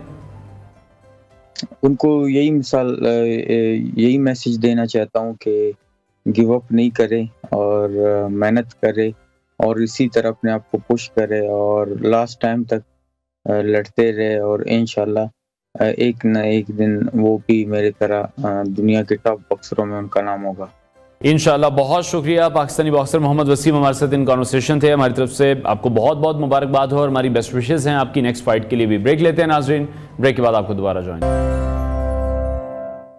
Welcome back to new Pakistan. Shanghai ताउन तंजीम का सरबराही इजलास 15 और 16 अक्टूबर को इस्लामाबाद में मुनक्किद होने जा रहा है, जिसमें भारतीय वज़ीर ख़ारजा सुब्रमण्यम जयशंकर समेत दीगर ममालिक के आला सतह के वफूद भी शिरकत करेंगे। शंघाई ताउन तंजीम का ये इजलास खत्ते की सिक्योरिटी, इक़्तिसादी ताउन और सियासी ताल्लुकात के हवाले से बहुत इंपॉर्टेंट है और ये इजलास न सिर्फ रुकन ममालिक के दरमियान बाहमी ताल्लुकात को फ़रोग़ देने का मौका फराहम करता है, बल्कि ये इलाकाई मसाइल जैसे कि दहशतगर्दी है, इक़्तिसादी तरक्की है और माहौलियाती चैलेंजेस पर भी बातचीत का मौका देता है। इजलास में मुख्तलिफ ममालिक के आला सतह के वफूद की शिरकत मुतवक्के है, जिसमें भारत, चीन, रूस, पाकिस्तान और दीगर रुकन ममालिक के वज़ीर ख़ारजा और आला हुकाम शामिल होंगे। भारतीय वज़ीर ख़ारजा सुब्रमण्यम जयशंकर की शिरकत इस बात की अक्कासी करती है कि भारत शंघाई ताउन तंजीम के प्लेटफॉर्म पर इलाकाई मसाइल पर बातचीत के लिए तैयार है। हालांकि हालिया बयानात ने बातचीत की राह में रुकावटें पैदा की हैं। पाकिस्तान के लिए इजलास एक अहम मौका है ताकि वो अपनी खारजा पॉलिसी को मज़ीद मुस्तहकम करने और खित्ते में अमन व अमान की सूरत हाल को बेहतर बनाने के लिए आलमी बरादरी के साथ बातचीत कर सके। इसके अलावा ये इजलास दोनों ममालिक के दरमियान ताल्लुकात में एक नई समत देने का मौका फराहम कर सकता है। दूसरी जानिब ये खबरें भी आ रही हैं कि शंघाई ताउन तंजीम के इजलास के दौरान भारतीय वज़ीर ख़ारजा सुब्रमण्यम जयशंकर ने दो तरफा ताल्लुकात पर बातचीत करने से इनकार कर दिया है। ये इजलास इस्लामाबाद में मुनक्किद हो रहा है, जिसमें जयशंकर गुज़श्ता 10 सालों में पहली बार किसी भारतीय आला शख्सियत की हैसियत से शिरकत कर रहे हैं। उनका ये मौक़िफ़ इस बात का आकाश है कि वो पाकिस्तान की अहमियत को नज़रअंदाज कर रहे हैं, जो भारत के साथ मुज़ाकरात के हामियों के लिए मायूस कुन हो सकता है। दूसरी जानिब अगर सियासी सूरत हाल पर बात करें तो बैरिस्टर मोहम्मद अली सैफ ने गुज़श्ता रोज़ गुफ्तगू करते हुए कहा कि अलीमीन गंडापुर छुपे नहीं बल्कि वज़ीर आला की हिकमत अमली थी। उनका कहना था कि अलीमीन गंडापुर इस्टेब्लिशमेंट से राब्ते में नहीं हैं, एक बड़ी गलत फहमी है। उन्होंने मज़ीद कहा कि अगर इस्टेब्लिशमेंट से राब्ता होता तो बानी PTI और उनकी अहलिया जेल में ना होते और ना ही शहबाज शरीफ और नवाज शरीफ लंदन में मौजूद होते। अलीमीन गंडापुर ने यह भी वाज़ेह किया कि उनकी गिरफ्तारी का कोई कानूनी जवाज़ नहीं था और उन्होंने इस बहाने के तहत KP हाउस पर हमले की मजम्मत भी की। दूसरी जानिब वज़ीर आला हाउस में एक इजलास हुआ जिसमें PTI के अरकान असम्बली, पार्टी अहदेदारों और कारकुनान ने शिरकत की। ज़राए के मुताबिक अरकान असम्बली ने अली मीन गंडापुर को रवायती पगड़ी पहनाई और उन्होंने इस कामयाब एहतजाज पर सबका शुक्रिया अदा किया। इजलास के दौरान अली मीन गंडापुर ने कहा कि उनकी पुरअमन तहरीक जारी रहेगी और बानी PTI ने जो फैसला किया था उस पर मुकम्मल अमल दरामद किया है। उन्होंने जबर, तशद्दुद और शेलिंग के बावजूद कामयाबी का अज़्म भी जाहिर किया। इस हवाले से मजीद बात करेंगे सीनियर तजियाकार माजिद निज़ामी साहब ने हमें ज्वाइन किया है। माजिद साहब, बहुत शुक्रिया आपके वक्त के लिए। आपके ख्याल में शंघाई ताउन तंजीम का जो इजलास है वो पाक भारत ताल्लुकात पर क्या असर डाल सकता है? जी बहुत शुक्रिया। ये बात बिल्कुल अहम है और इस वजह से अहम है कि भारत की जानिब से ये ऐलान किया गया है कि उनकी जानिब से शिरकत की जाएगी। तो 5 अगस्त की सूरत हाल जो कि मकबूजा जम्मू कश्मीर में हुई, उसके बाद मामलात रुक से गए थे, कशीदगी में इजाफा हुआ था।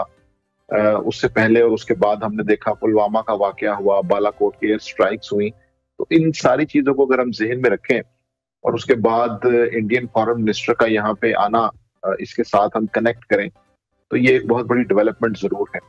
अब इससे ये तवक्को रखना कि इससे कोई मुज़ाकराती अमल में फायदा होगा या कुछ चीजें बेहतर होंगी, मेरा ख्याल है कि वो अभी कबल अज़ वक्त है। उसके लिए हमें इंतजार करना होगा, क्योंकि फॉरेन पॉलिसी में खास तौर पर इस तरह के मामलात में जब हमसाया मुल्कों में कशीदगी हो और वो हॉस्टाइल कंट्रीज माने जाते हो, तो उनके अंदर इस तरह की चीजें डेवलप होने में टाइम लगता है। लेकिन दूसरी तरफ जब हम भारतीय वज़ीर ख़ारजा के हालिया बयानात देखते हैं, पाकिस्तान को लेकर उनका स्टांस बहुत ज़्यादा हमेशा से ही सख्त रहा है। आपको लगता है भारत की पॉलिसी में तब्दीली की अलामत है या वही पुराना हठधर्मी का रवैया है?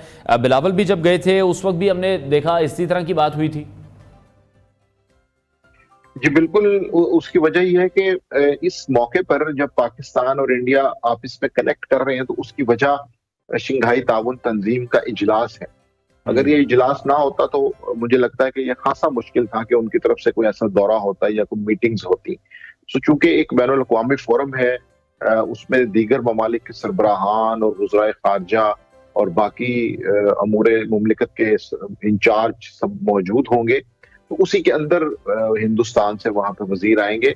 तो एक बैनुल अक़वामी इवेंट की बुनियाद पे ये सारा कुछ हो रहा है, तो उसको हम SCO से ही कनेक्ट कर सकते हैं। ये नहीं कहा जा सकता कि पाकिस्तान और इंडिया के माबैन दो ममालिक में कोई बायलैटरल चीज होगी। तो ये एक इंटरनेशनल फोरम है, उस पर जहां पर बाकी मुल्क आ रहे हैं वहां पर इंडिया भी आएगा। तो इसलिए इस चीज को उससे कनेक्ट रखना चाहिए। ये तवक्को रखना कि इस हवाले से कोई मीटिंग्स होंगी या पाकिस्तान भारत के उमूर के ऊपर तबादला ख्याल होगा या उसके अंदर कोई पेशकदमी हो सकती है, तो वो मुझे अभी नजर नहीं आता। ठीक है, लेकिन दूसरी तरफ ये तो दिखाई देता है कि पाकिस्तान हमेशा जेस्चर जरूर शो करता है कि हम मुज़ाकरात करना चाहते हैं, हम बात करना चाहते हैं, मामलात को सॉर्ट आउट करना चाहते हैं, लेकिन हिंदुस्तान की तरफ से एक ही पॉलिसी है ना बात करने के हवाले से। वो ऐसा लग रहा है कि बड़ा ही स्टबन स्टांस उन्होंने इस पर ले लिया हुआ। असल में जब मकबूजा जम्मू कश्मीर में आर्टिकल 370 का मसला हुआ था, तो उससे पहले अगर मगर के साथ इफ्स एंड बट्स के साथ कुछ ना कुछ मामलात की तरफ तवज्जो थी और चीजें ऐसी थी कि जिनके बारे में तवक्को की जाती थी, लेकिन उसके बाद से मामला स्टक होकर रह गया। मुझे लगता है कि वहां पर उस नुक्ते पे दोनों ममालिक रुक चुके हैं, क्योंकि वो जितनी कशीदगी हुई, फिर उससे जो चीजें एस्केलेट हुई, तो वो पता चलता है कि वो एक ऐसा पॉइंट है कि जिसके ऊपर बात किए बगैर ये मसला आगे नहीं बढ़ सकता। दोनों में से किसी मुल्क को इस हवाले से सोचो विचार करनी होगी, और दोनों इसलिए नहीं करते क्योंकि दूसरा नहीं कर रहा, तो फिर तो पहले को करने की जरूरत नहीं है। तो ये जो आर्टिकल 370 का मामला है, कश्मीर का मामला है, उसके ऊपर मुझे लगता है कि खारजा पॉलिसी दोनों ममालिक की स्टक हो चुकी है और वहां से आगे निकलने का कोई रास्ता नजर नहीं आ रहा। ठीक है, अच्छा अब जरा मुल्क की अंदरूनी सियासत के हवाले से बात कर लेते हैं। अली मीन गंडापुर की गुमशुदगी बड़ा सवालिया निशान बना रहा और अब उस गुमशुदगी को हिकमत अमली का नाम दे दिया गया है। आपका इस पर क्या तजिया है? आपको लग रहा है कि वाकई एक सियासी हिकमत अमली थी या फिर कुछ और था? क्योंकि अगर ये सियासी हिकमत अमली है तो फिर तो जो इदारे हैं उनको तनकीद का निशाना बनाया गया, इदारों की जग हसाई करवाई गई कि एक सूबे का वज़ीर आला उसको अगवा कर लिया गया। ये पाकिस्तान तहरीक इंसाफ के जो सीनियर रुकन हैं, कारकुनान हैं, सीनियर मेंबर्स हैं, उनकी तरफ से स्टेटमेंट सामने आई है कि वज़ीर आला KP को अगवा कर लिया गया, गिरफ्तार कर लिया गया। तो इदारों की साख को ख़राब करने के बाद ये किस तरह से कह दिया कि ये सियासी हिकमत अमली थी हमारी? जी, ये मामला पिछले एक हफ्ते के अंदर, खसूसी हफ्ते के आखिरी दिनों के अंदर बहुत डिस्कस हुआ, और इसको हम पुरस्रार गुमशुदगी कहें, हद से बेजा कहें, खुद साख्ता साजिश कहें, या रजाकाराना रूपोशी कहें, अब इसको सियासी हिकमती अमली कहें, जो भी इसको हम कहें, तो इसके अंदर काफी झोल है इस कहानी के अंदर। मुझे नहीं लगता कि अली अमीन गंडापुर जो फ्लोर ऑफ द हाउस पे बता रहे हैं वो दुरुस्त है, क्योंकि पाकिस्तान की पॉलिटिक्स में ब्लैक एंड व्हाइट चीजें नहीं होती, बहुत सारे ग्रे एरियाज भी होते हैं। उसमें हमें इस चीज को देखना होगा कि अगर अली अमीन गंडापुर का किसी से राब्ता नहीं था तो वो पेशावर से आते हुए एकदम अपना काफिला, अपनी गाड़ियों का कॉन्वॉय अलग करते हुए डी चौक तक कैसे पहुंच गए। इस्लामाबाद को तो कंटेनर्स ने बिल्कुल ब्लॉक किया हुआ था। फिर डी चौक से इंटरेस्टिंगली वो रेड जोन के अंदर केपी हाउस तक कैसे पहुंचे। तो ये वो दो तीन चीजें हैं जिनसे हम डॉट्स को कनेक्ट करते हैं तो पता चलता है कि कहीं ना कहीं कोई कोऑर्डिनेशन मौजूद थी। अब उस कोऑर्डिनेशन का रिजल्ट पॉजिटिव निकला या नेगेटिव निकला, ये आने वाले दिनों में पता चलेगा, क्योंकि केपी हाउस पर जो हमला हुआ फिर उसको सील कर दिया गया। उसके ऊपर हवाले से तहरीक इंसाफ ने जो इल्जामात लगाए और 2 दिन जो एक प्रॉपर कैंपेन चलती रही, और पहले वज़ीर दाखिला ने कहा कि जी आप बताएं कि वो कहाँ पे हैं, साथ उन्होंने एक मानी खेज मुस्कुराहट के साथ जवाब दिया। तो पाकिस्तानी पॉलिटिक्स की टाइमलाइन को, इसकी तारीख को देखते हुए मुझे लगता है कि आने वाले दिनों में ये स्टोरी मजीद अनफोल्ड होगी और इसके अंदर बहुत सी डिटेल्स सामने आएंगी। मुझे नहीं लगता कि वो जो फ्लोर ऑफ द हाउस पे कहानी सुना रहे हैं वो दुरुस्त है। ठीक है। अच्छा, दूसरी तरफ आपको लगता है कि फिर हुकूमत के लिए तो बहुत मुश्किल है, हुकूमत अगर इस तरह का कोई एहतजाज, इस तरह का कोई मॉब आता है उसको रोकती है तो भी बड़ी प्रॉब्लम क्रिएट होती है। जैसा कि हमने देखा कि जो एहतजाजी मुजाहिरीन आए हैं केपी से, जिन्हें लाया गया अली अमीन गंडापुर साहब की सरबराही में, उनको रोकने की कोशिश की गई है तो वहाँ पर भी फिर मुठभेड़ हुई है, वहाँ पर भी हालात बड़े ख़राब हुए हैं। 2-3 दिन हमने देखा कि अगर हम रावलपिंडी की बात करें, इस्लामाबाद की बात करें, तो जैम रहा है या चौक रहा है। पूरे मुल्क से जिन लोगों ने वहाँ पर जाना था या वहाँ से निकलना था उनके लिए बड़ी प्रॉब्लम क्रिएट हुई है। दूसरी तरफ पीटीआई कहती है कि हमें आने दिया जाए, हम एहतजाज करें, हम फिर उसके बाद फिर हम वापस चले जाएं। लेकिन फिर इसी तरह से अगर एक और सानिया 9 मई हो जाए तो फिर ये कह दिया जाता है कि फिर अगर वहाँ पर जो पुलिस है या वहाँ पर रेंजर्स थे या और दूसरे इदारे हैं उन्होंने रोका क्यों नहीं है। तो हुकूमत के लिए तो कोई भी सिचुएशन इस वक्त ठीक नहीं है। जी बिल्कुल, आपकी बात इसलिए दुरुस्त है कि हुकूमत की स्ट्रेटेजी जो है उसके अंदर काफी नकाइस नजर आ रहे हैं। हमने देखा कि मुस्लिम लीग नून ने इससे पहले भी इस तरह के एहतजाज, चौधरी निसार अली खान जब वज़ीर दाखिला थे या जब राना सनाउल्लाह के पास पीडीएम हुकूमत में चार्ज था वजारत दाखिला का, तो उस वक्त भी ऐसी मुहिमात हुई, ऐसे एहतजाज इनिशिएट किए गए, लेकिन उनको प्रॉपर प्लानिंग के साथ रोका गया और उन चीजों को बेहतर मैनेज किया गया। अब इशू ये है कि इस वक्त जो फेडरल गवर्नमेंट के अंदर वजीर दाखिला मोहसिन नकवी हैं, उनका उस तरह से पॉलिटिकल एक्सपीरियंस नहीं है और किस तरह से चीजों को मैनेज करना है, किस तरह से एडमिनिस्ट्रेशन को और अपोजिशन दोनों के साथ बातचीत के एक चैनल को ओपन रखते हुए इन चीजों को पुरअमन तरीके से एग्जीक्यूट करना है, इस चीज के अंदर वाज़ेह कमी नजर आई है और मुस्लिम लीग नून को अपने हिकमत अमली पे बिल्कुल सोचना पड़ेगा। उसकी वजह यह है कि मोहसिन नकवी के जो इक़दामात हैं उनके लिए बहरहाल मुस्लिम लीग नून ही आंसरेबल होगी। सो जहाँ पे तहरीक इंसाफ के अपने मसाइल हैं, उनकी अपनी खामियां हैं, उनके एहतजाज के अंदर जो नकाइस हैं, उसके साथ साथ अगर हम अपने तज्जिये में गवर्नमेंट की साइड भी देखें तो वहां पे भी हमें गलतियां नजर आती हैं कि जिसकी बुनियाद पे ये सारा मैस क्रिएट हुआ और 2 से 3 दिन इस्लामाबाद और रावलपिंडी के शहरी जो है वो परेशान रहे। ठीक है। अच्छा, दूसरी तरफ आप किस तरह से देख रहे हैं? बैरिस्टर मोहम्मद अली सैफ ये कह रहे हैं एस्टेब्लिशमेंट के साथ किसी किस्म का कोई राब्ता नहीं है। आप क्या समझते हैं? वो ये कहते हैं कि अगर राब्ते होते तो बानी पीटीआई की बात कर लें, उनकी अहलिया की बात कर लें, वो इस वक्त बाहर होते, नवाज शरीफ शहबाज शरीफ लंदन ना होते। ये किस तरह की स्टेटमेंट है? पीटीआई का कोई ताल्लुक नहीं एस्टेब्लिशमेंट के साथ फिलहाल। देखिए, मैं तो इन सारी स्टेटमेंट्स को एक पॉलिटिकल बयानिया बनाने की स्टेटमेंट्स के तौर पे देखता हूँ। उसकी वजह यह है कि अली अमीन गंडापुर एक जमात के जिम्मेदार होने के साथ साथ एक सूबे के हेड भी हैं और एक इंतजामी सरबराह है। ये कैसे मुमकिन है कि एक सूबे का इंतजामी सरबराह हो और उसका रियासत के दीगर इदारों से कोई ताल्लुक ना हो? तो ये चीज समझ में नहीं आती। तो अली अमीन गंडापुर के लिए भी मुश्किल ये है कि एक तरफ तो वो एक सियासी जमात की नुमाइंदगी कर रहे हैं, दूसरी तरफ एक एडमिनिस्ट्रेटिव यूनिट के सरबराह होने की हैसियत से वो बाकी इदारों से भी राब्ते में रहते हैं जो कि उस पोस्ट पर मौजूद कोई भी शख्स रहता है।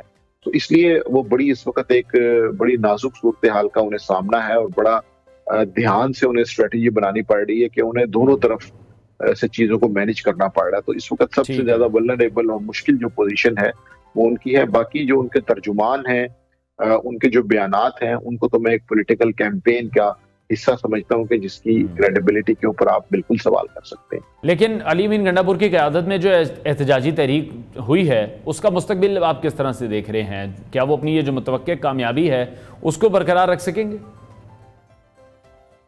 जी, तहरीक इंसाफ ने इस साल में अपनी जो एहतजाजी मुहिम शुरू की है उसको देख के ऐसा नहीं लगता कि इसका कोई बहुत बड़ा टेम्पो बन पाएगा। और खसूसन डी चौक पे होने वाले एहतजाजी मुजाहरों के अंदर हमने ये देखा कि वहां पे कारकुन तो मौजूद था, लेकिन दो इम्पोर्टेंट बड़े नुकात हैं। एक तो ये कि उनकी तादाद 10,000 से ज्यादा हरगिज नहीं थी। अमूमन लोग 5-6 हजार तक रिपोर्ट कर रहे हैं जो जर्नलिस्ट वहां पे मौजूद थे, लेकिन मैक्सिमम भी वो 10,000 से ज्यादा नहीं थे।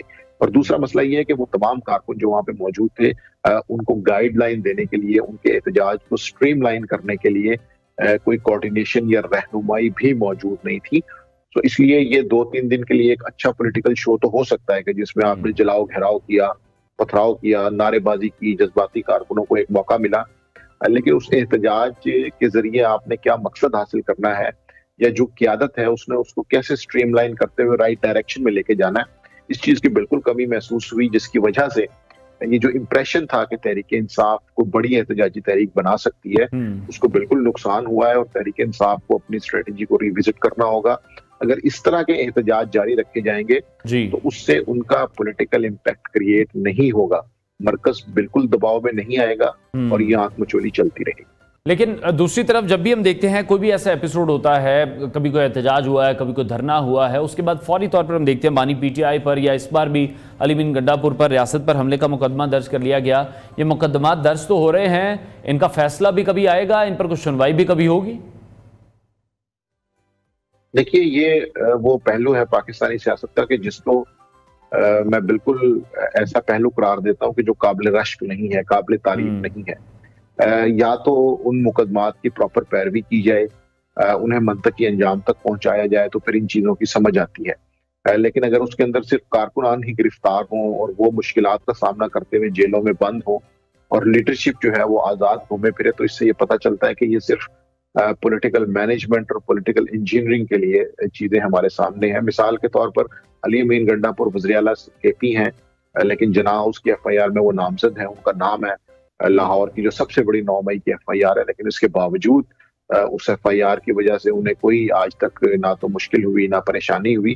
तो जब ये इम्बैलेंस आता है तो फिर पता चलता है कि इस तरह के मुकदमात सियासी नौयत के ज्यादा होते हैं, और अगर हुकूमत ये चाहती है कि इसका इम्पैक्ट हो तो प्रोसिक्यूशन को मजबूत करते हुए तमाम लोगों को इसमें सजा दे और यकीनी बनाए कि उनका ट्रायल हो। ठीक है माई साहब, आप ये समझते हैं एहतजाज के जो 2-3 दिन हमने देखे, बहुत मुश्किल टाइम लोगों ने भी गुजारा है। इंटरनेट की जो एक सर्विस थी वो भी फिर पूरे मुल्क में काफ़ी मुतासिर हो जाती है। उस वक्त सोशल मीडिया पर हुकूमत के खिलाफ एक कैंपेन चलाई गई, हुकूमत को बुरा भला कहा गया, हुकूमत को गालियाँ भी सुननी पड़ती हैं और तरह तरह की बातें भी सुननी पड़ती हैं। लेकिन जैसे ही अली अमीन गंडापुर साहब वाला एपिसोड हुआ, जब वो मंजर आम से गायब हुए, ये तमाम तर चीज़ें हमने देखा कि वो पाकिस्तान तहरीक इंसाफ के खिलाफ चली गई। जी बिल्कुल, यहाँ पे ये चीज बिल्कुल डिस्कस की गई है और जिस तरह के हम इस पे बात भी कर रहे हैं कि स्ट्रेटेजी बनाना ऑपोजिशन जमातों का बड़ा बेहतर फॉर्मूला होता है कि जिसके जरिए वो हुकूमत पर दबाव डाल सके। लेकिन अगर बगैर हिकमत अमली के कोई भी ऑपोजिशन जमात तहरीक चलाएगी तो उसका मनफी असर होता है। और ऑपोजिशन जमातों का पाकिस्तान में फ्रेंकली काम ही जलसे जुलूस है, सियासी बयानात हैं, प्रेस कॉन्फ्रेंसेज हैं, असम्बली के अंदर पुरजोश तकारीर हैं, तो उन्होंने यही करना होता है। लेकिन अगर वो एहतजाज बेहतर हिकमत अमली के साथ नहीं होगा, उसको स्ट्रीमलाइन नहीं किया जाएगा, तो फिर उसका इम्पैक्ट बिल्कुल नहीं होगा। और तहरीक इंसाफ के इस एहतजाज के अंदर ये चीजें बिल्कुल नोटिस की गई कि या ना तो उनके पास क़यादत मौजूद थी, उनका कारकुन चार्ज जरूर था लेकिन उसकी कोई डायरेक्शन नहीं थी, उसे कुछ सिमत उसकी मुतय्यन नहीं थी, और जिस तरह से फिर वो यकायक एहतजाज खत्म हो गया तो उससे भी कई सवालिया निशान पैदा हुए। तो ये बात बिल्कुल दुरुस्त है कि सियासी जमातें अपनी जिद में, अपनी अना में इस हद तक आगे जा चुकी हैं कि उसके अंदर नुकसान अवाम का हो रहा है कि जो लोग रोजमर्रा की जिंदगी में अपने काम करने निकलते हैं वो परेशान थे। और अगर इस चीज को बेहतर अंदाज में अपोजिशन की तरफ से किया जाता तो शायद उसका असर भी ज्यादा पड़ता, लेकिन चूंकि ऐसा नहीं हुआ तो ये सारी की सारी चीज जो है वो नेगेटिविटी की तरफ चली गई। ठीक है, माइस साहब लास्ट कमेंट बस आप कीजिएगा। सियासी जमातों के दरमियान अब ये जो इस तरह की कशीदगी है उसके असरात मुल्क की सियासत पर तो हो ही रहे हैं, मुल्क की मईशत के लिए कितने ज्यादा खतरनाक हैं, कितने ज्यादा खौफनाक हैं? जी बिल्कुल, जो सियासी अदम इस्तेहकाम है वो मौशी अदम इस्तेहकाम की तरफ ही कौमों को और मुल्कों को लेके जाता है, और इसीलिए जब भी हम IMF से बात करते हैं या इंटरनेशनल रेटिंग एजेंसीज पाकिस्तान के सियासी हालात को देखती हैं तो वहां से भी इसके हवाले से कंसर्न्स और खदशात बिल्कुल जाहिर किए जाते हैं, कन्वे किए जाते हैं। तो इसलिए इस चीज को समझना होगा कि अगर हम ये चाहते हैं कि मुआशी मैदान में थोड़ी बेहतरी हो तो फिर पॉलिटिकल साइड के ऊपर इस्तेहकाम, स्टेबिलिटी बहुत जरूरी है, और इस चीज को इंश्योर करना हुकूमत का ही काम होता है कि वो अपोजिशन को कोई ऐसा पैकेज दे, उनके मुतालबात में से कुछ चीजों को मान ले, कई चीजों पे कोई वादे कर ले, लेकिन सिचुएशन को कंट्रोल में रखे। ठीक है, बहुत शुक्रिया। सीनियर तजियाकार माजिद निज़ामी साहब हमारे साथ इन कॉन्वर्सेशन थे। और शंघाई ताउन तंजीम का इजलास भी होने जा रहा है। पाकिस्तान और भारत के जो ताल्लुकात हैं अब वो देखना है कि शंघाई ताउन तंजीम के इजलास में हमें कोई बेहतरी नज़र आती है या नहीं। दूसरी तरफ जो मुल्की अंदरूनी सियासत है उस पर भी बहुत सवालिया निशान है। अली बिन गंडापुर का इस तरह से गायब हो जाना, फिर मंजर आम पर आ जाना, इदारों के खिलाफ भी एक साजिश इसको कहा जा रहा है, और कहा यही जा रहा है कि ये इदारों को प्रेशर में लाने की कोशिश है कि एक स्टेट का हेड है, CM है, वो किस तरह से गायब हो गए, उन्हें अगवा कर लिया गया, उन्हें गिरफ्तार कर लिया गया। हमने सोशल मीडिया पर देखा किस तरह से एक कैंपेन चलाई गई उन तमाम इदारों के खिलाफ भी। और वज़ीर दिफा ख्वाजा आसिफ की जानिब से भी कहा गया कि अली बिन गंडापुर जब गायब थे तो वो उमर अयूब साहब के घर पर मौजूद थे और पाकिस्तान तहरीक इंसाफ ये तमाम बातें जानती थी। ब्रेक लेते हैं नाज़रीन, ब्रेक के बाद आपको दोबारा welcome back to new Pakistan. Programme के इस हिस्से में हम बात करने जा रहे हैं आपकी सेहत के हवाले से। हम सब जानते हैं कि दांतों की सेहत सिर्फ हमारे चेहरे की खूबसूरती के लिए इंपॉर्टेंट नहीं है, बल्कि ये हमारी उमूमी सेहत पर भी गहरा असर डाल सकती है।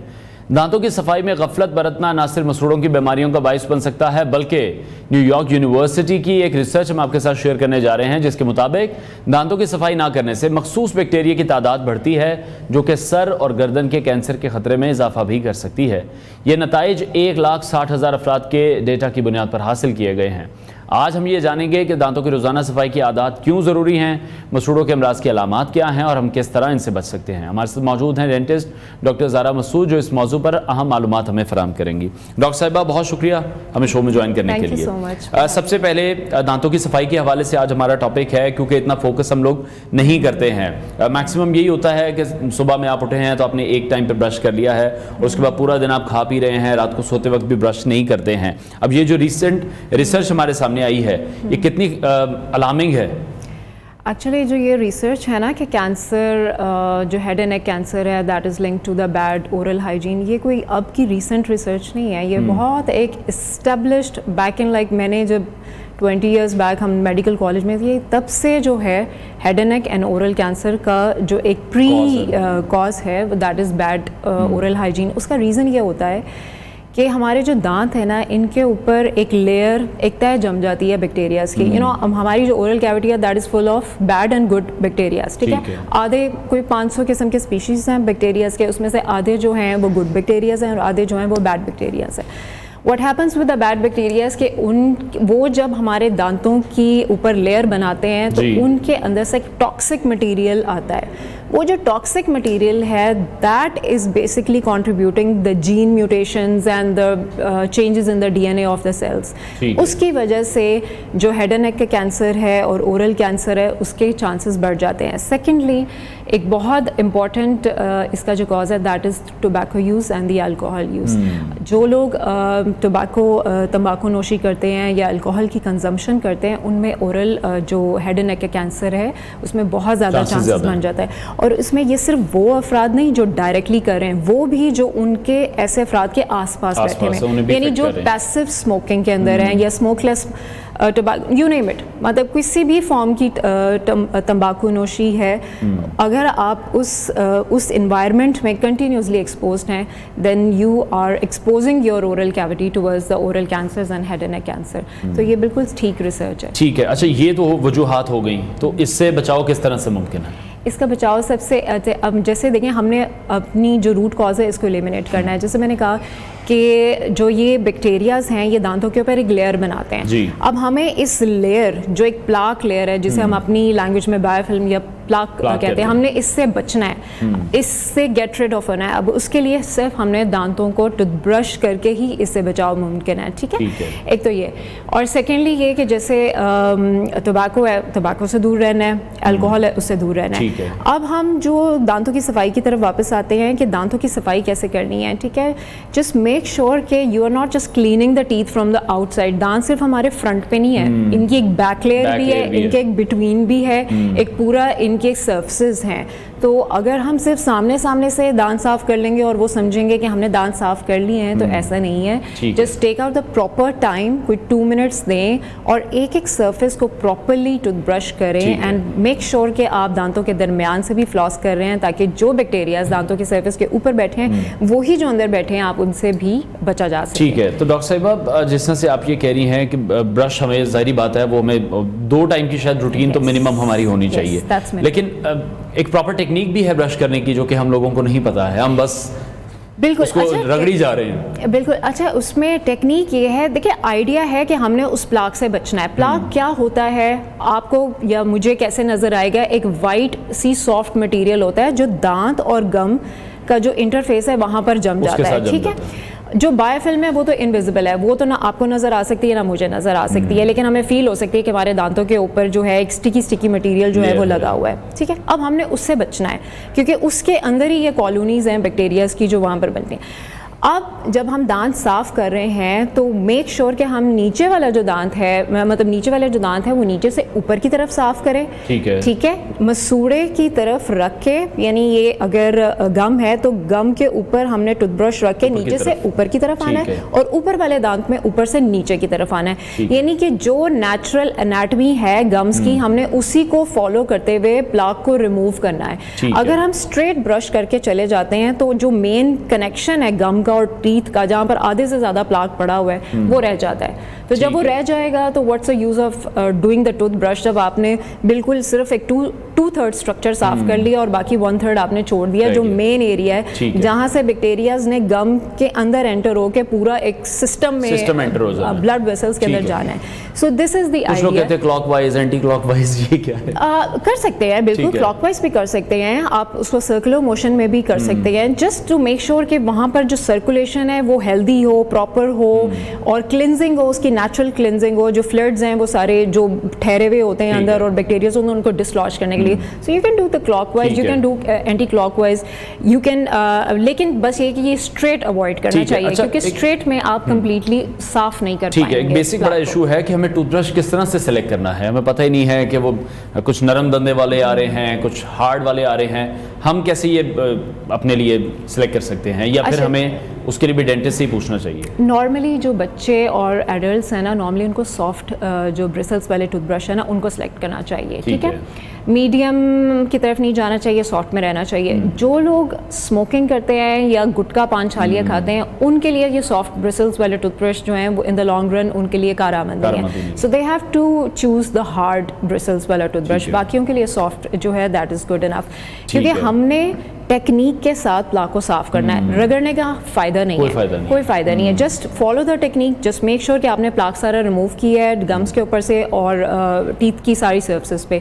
So this is the whole idea behind. इतना यहाँ से कंधे से जोर लगाने का हमें कोई फायदा नहीं है। जस्ट मेक श्योर कि आप अपनी रिस्ट को, बल्कि रिस्ट को भी नहीं, जस्ट फिंगर से आप, इतना आपका होना चाहिए कि आपने फिंगर प्रेशर के साथ जो है अपना दांत साफ कर रहे हैं। जस्ट मेक श्योर कि आपने सारी सर्फेसेस क्लीन की हैं। जो प्रेशर लगाएंगे, दांत रगड़ेंगे, उसका कोई फायदा नहीं। उससे जो एनामल है ना वो डैमेज हो जाता है। Enamel is the protective coating of the teeth. जब आप उसको डैमेज करते हैं तो आप एक अच्छा करते करते बुरे की तरफ चले जाते हैं। आप दांत को सेंसिटिव बना देते हैं और फिर sensitivity leads to the other multiple problems. ठीक है, अच्छा जैसे क्लीनिंग है या स्केलिंग है, ये कितने अरसे बाद करवा लेनी चाहिए?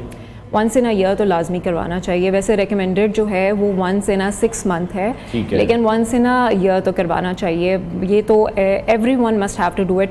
अच्छा, और स्पेशली वो लोग जो आफ्टर 35 ईयर्स ऑफ एज में, मतलब अपनी लेट 30s में चले गए ना, उनको तो स्पेशली साल में एक दफ़ा स्केलिंग ज़रूर करवानी चाहिए, बिकॉज आप जितनी मर्जी घर में अच्छी ओरल हाइजीन को प्रैक्टिस कर लें, still the bacterias are so toxic that they eventually वो कहीं ना कहीं से जगह ढूंढ लेते हैं कि कहीं ना कहीं से दांत के अंदर चले जाते हैं, गम्स के अंदर चले जाते हैं। सो क्लीनिंग से ये होता है कि एक एनुअल क्लीनिंग होगी तो जो अगर टूथ डिके है या कोई गम डिजीज है तो वो बहुत अर्ली स्टेज में डिटेक्ट हो जाता है और क्योर हो जाता है। So in this way your whole body remains healthy as well. ठीक है, और इसका कोई नुकसान नहीं है? नहीं, इसका कोई नुकसान नहीं है। हाँ, अगर आपने किसी ऐसे जगह से करवाई है जहाँ पर टूल्स जो है वो स्टरलाइज नहीं है, जहाँ पर हाइजीन का ख्याल नहीं है, या फिर जो इंस्ट्रूमेंट यूज हो रहा है, जो स्केलर मशीन यूज हो रहा है वो ठीक नहीं है, तो फिर नुकसान ही नुकसान ठीक है। लेकिन अगर आप सारी कंडीशंस को फॉलो कर रहे हैं तो absolutely it's a safe procedure. ठीक है। स्केलिंग को लेकर कुछ मिथ्स हैं कि जब भी आप स्केलिंग कराते हैं तो आपके जो दांत है फिर वो कमजोर होना शुरू हो जाते हैं। वो हमें ऐसा ये फील होता है कि वो जो गैप आया है, वो जो सफाई हुई है, अब हमारे दांत सही से फिक्स नहीं है अंदर। अच्छा, उसमें ये होता है कि जब कैलकुलस बनना शुरू हो जाता है ना, प्लाक जो होता है, मैंने शुरू में बताया था कि सॉफ्ट मटेरियल है, जब वो हार्ड हो जाता है, मिनरलाइज हो जाता है, तो वो हार्ड कैलकुलस बन जाता है, तो वो दांतों के अंदर अपनी जगह बना लेता है। हम उस प्लाक कैलकुलस के साथ यूज टू हुए हुए होते हैं। जब डेंटिस्ट जो है वो कैलकुलस को साफ कर देता है तो हमें एकदम लगता है कि शायद हमारे दांत खाली हो गए हैं, बीच में गैप आ गए, क्योंकि हम यूज टू नहीं होते उसके। तो बेसिकली वो साफ़ करना ज़रूरी है। वो साफ़ होगा, वो गैप यूज़ होगा, तो उसके बाद टीथ वापस अपनी जगह पे आहिस्ता आहिस्ता आना शुरू हो जाएंगे। लाइक आपको उस फीलिंग से निकलते हुए you need to have 1 week और 2 वीक्स। जो सेंसिटिविटी थोड़ी सी आती है स्केलिंग के बाद, उसमें रीज़न ये होता है कि द स्केलर जो है ऑपरेट हो रहा होता है तो उसकी वजह से सेंसिटिव। लेकिन ये कि हमारे कुछ प्रोसीजर्स होते हैं जिनको हम फॉलो करें तो सेंसिटिविटी को मिनिमाइज हम कर सकते हैं आफ्टर द स्केलिंग। ठीक है, और उसमें ये है कि जो देखिए, हम समटाइम्स ये होता है हम ट्रोमेटिक खुद भी स्केलिंग करते हैं ताकि हम इंड्यूस करें कि जो हेल्दी ब्लड सेल्स हैं, जो हेल्दी वैस्कुलर सिस्टम है, वो अच्छे न्यू सेल्स प्रोड्यूस करे और जो हमारे गम्स हैं उसको हेल्दी करे और जो वापस गैप्स हैं उनको बंद करना शुरू कर दे। ठीक है। So this is basically except मतलब हम एक्सपेक्ट कर सकते हैं कि ये होता है। ठीक है डॉक्टर साहब, हमारे यहाँ आम ये प्रैक्टिस है कि अगर हम आँखों की बात करें, कानों की बात करें, दांतों की बात करें तो तभी चेकअप करवाने के लिए जाते हैं जब कोई प्रॉब्लम आती है। तो वैसे आप क्या सजेस्ट करेंगी या गाइड करेंगी कि कितने अरसे बाद हमें एक चेकअप जरूर दांतों का करवा लेना चाहिए?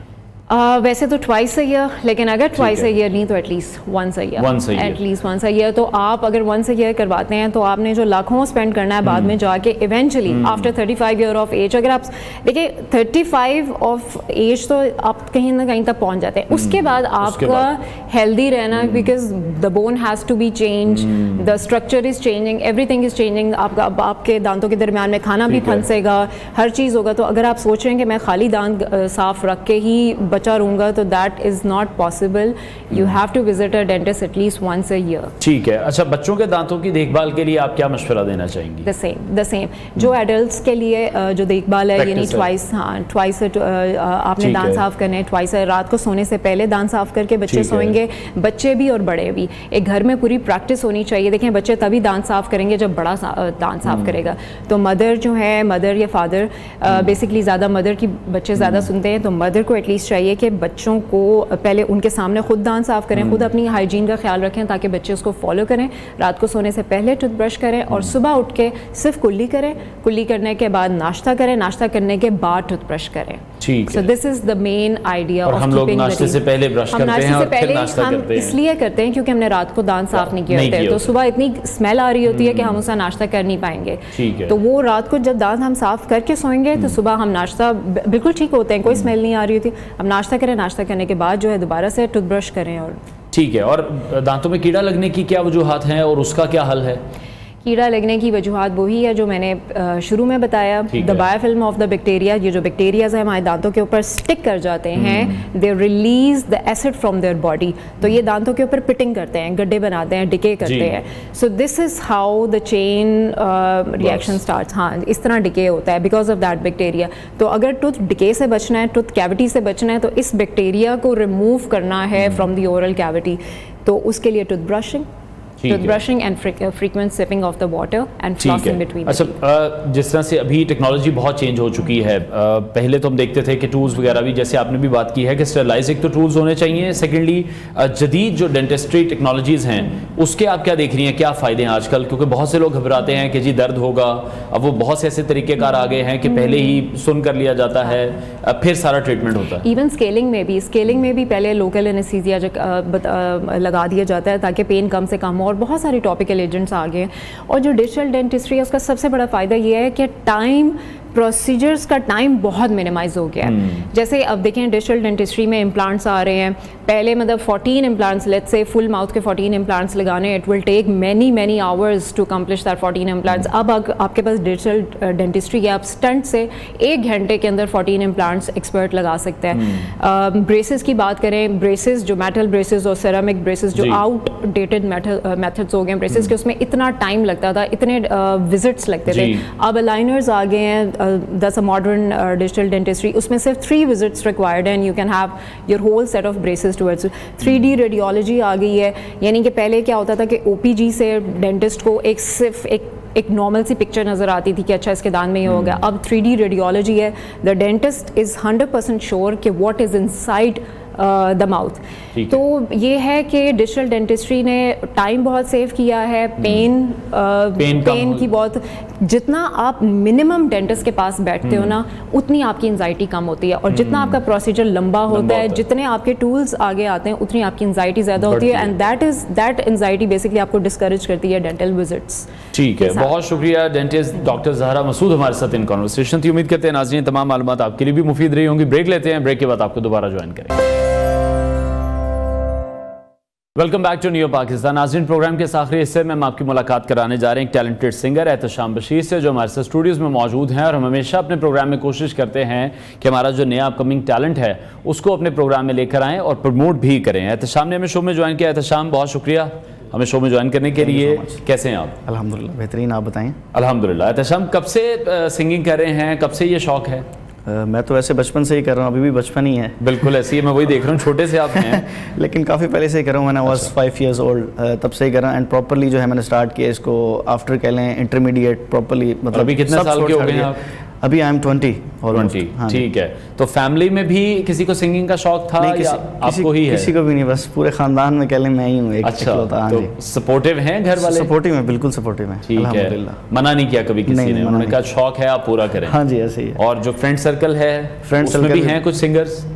काफ़ी हैं, बल्कि पूरा फ्रेंड सर्कल ही मेरा ऐसा है कि वो सारे musicians and guitarist and singers. तो बड़ी महफिलें सजती होंगी आप लोगों की, जो सिंगर्स हैं म्यूजिशियंस हैं, इनको तो गिटार मिल जाए तो ये शुरू हो जाते हैं। बस ऐसे ही चलता रहता है, शुगल मेला लगा लेते हैं। अच्छा, ठीक है। तो किस तरह से अभी सीखा आपने प्रॉपर, या क्या किया? अच्छा, बेसिकली ये है कि मैं जब बचपन से ही कर रहा हूँ, एक तो होता है ना कि जो है प्रॉपर सीखना, जिस तरह इंडिया में होता है प्रॉपर उनकी जो है क्लासेस देते हैं, इवन यहाँ भी गुरु होते हैं, यहाँ भी होता है, घराने होते हैं। लेकिन मेरा ये सीन रहा कि मैं शुरू से जो है ये करता हुआ आ रहा हूँ बचपन से, तो साथ के साथ मतलब सुन लिया, अच्छा सुन लिया, और जो है बस सुन के सीख लिया है। अभी प्रॉपर जिस तरह कहते हैं ना, एक बस ये गॉड गिफ्टेड अल्लाह ताला ने जो है अता कर दिया, वो गॉड गिफ्टेड चीज़ है। प्रॉपरली क्लासेस नहीं ली। नहीं क्लासेस। ठीक है, तो क्या सुना रहे हैं फिर आज हमें? आज जो आप कहें, जो आपका बेस्ट है, जो आपका फेवरेट है। अच्छा जी, हाँ जी, जो मेरा फेवरेट है वो तो लोग काफ़ी बार सुन चुके हैं, तो हमें भी आज सुनाए ना। चलें जी, मैं ट्राई करता हूँ। ज़रूर।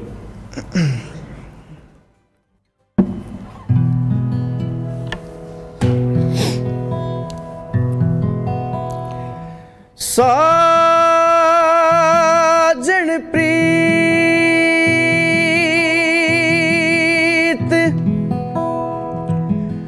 लगा के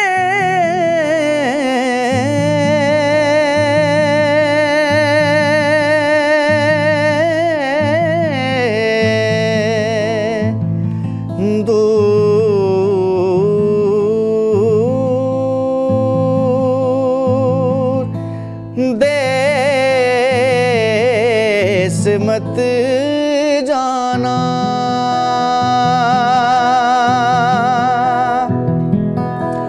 बसो हमारी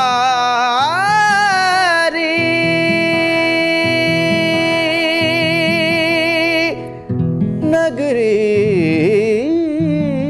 में,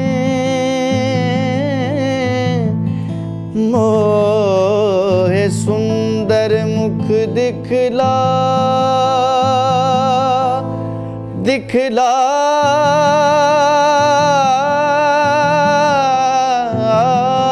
जा हो कदिया मिल सांवल यार वे हो कदिया मिल सांवल यार वे मेरे नूनू चीख पुकार वे मेरे नूनू चीख पुकार वे ओ कदिया मिल सांवल यार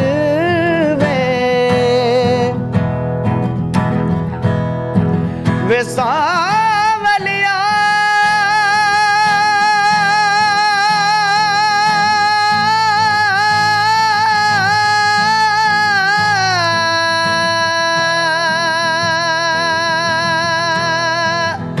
वे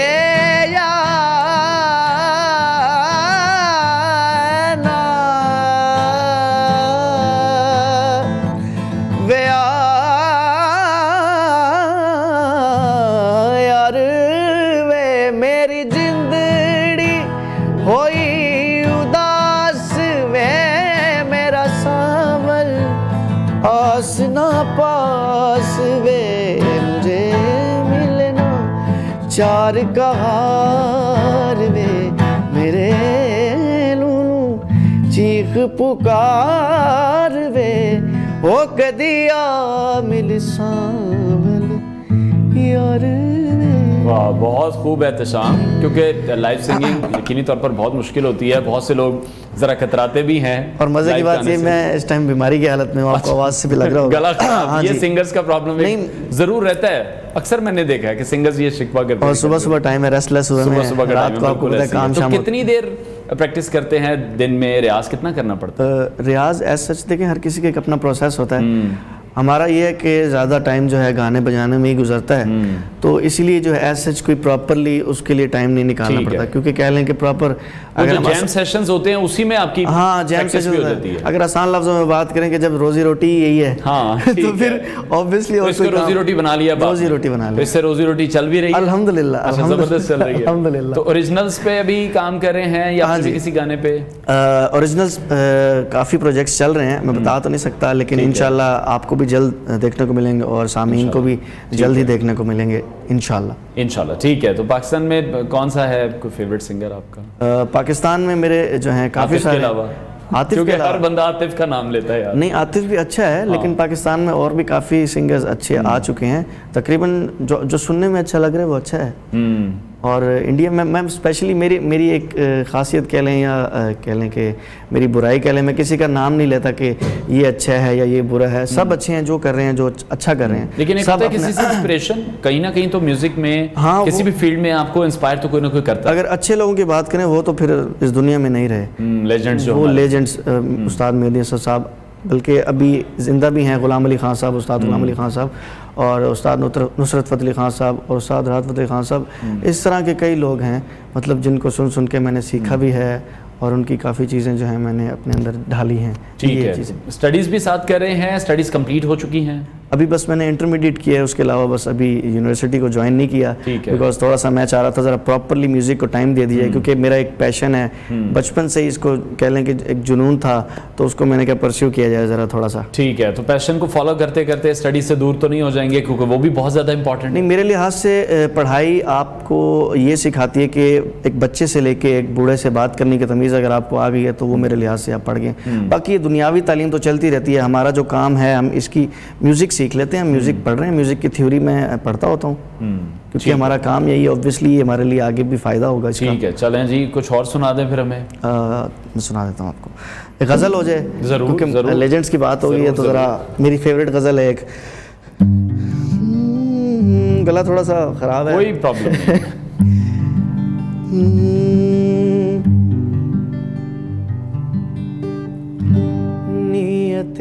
शो भर न जाए कहीं, नियते शो भर न जाए कहीं, तू भी दिल से, हाँ तू भी दिल से उतर न जाए कहीं, नियते शौक़ भर न जाए कहीं। अच्छा, इसका मैंने जो शेर है ना वो खुद लिखा था एक। अच्छा। एक ज़माना हुआ तुझे देखे,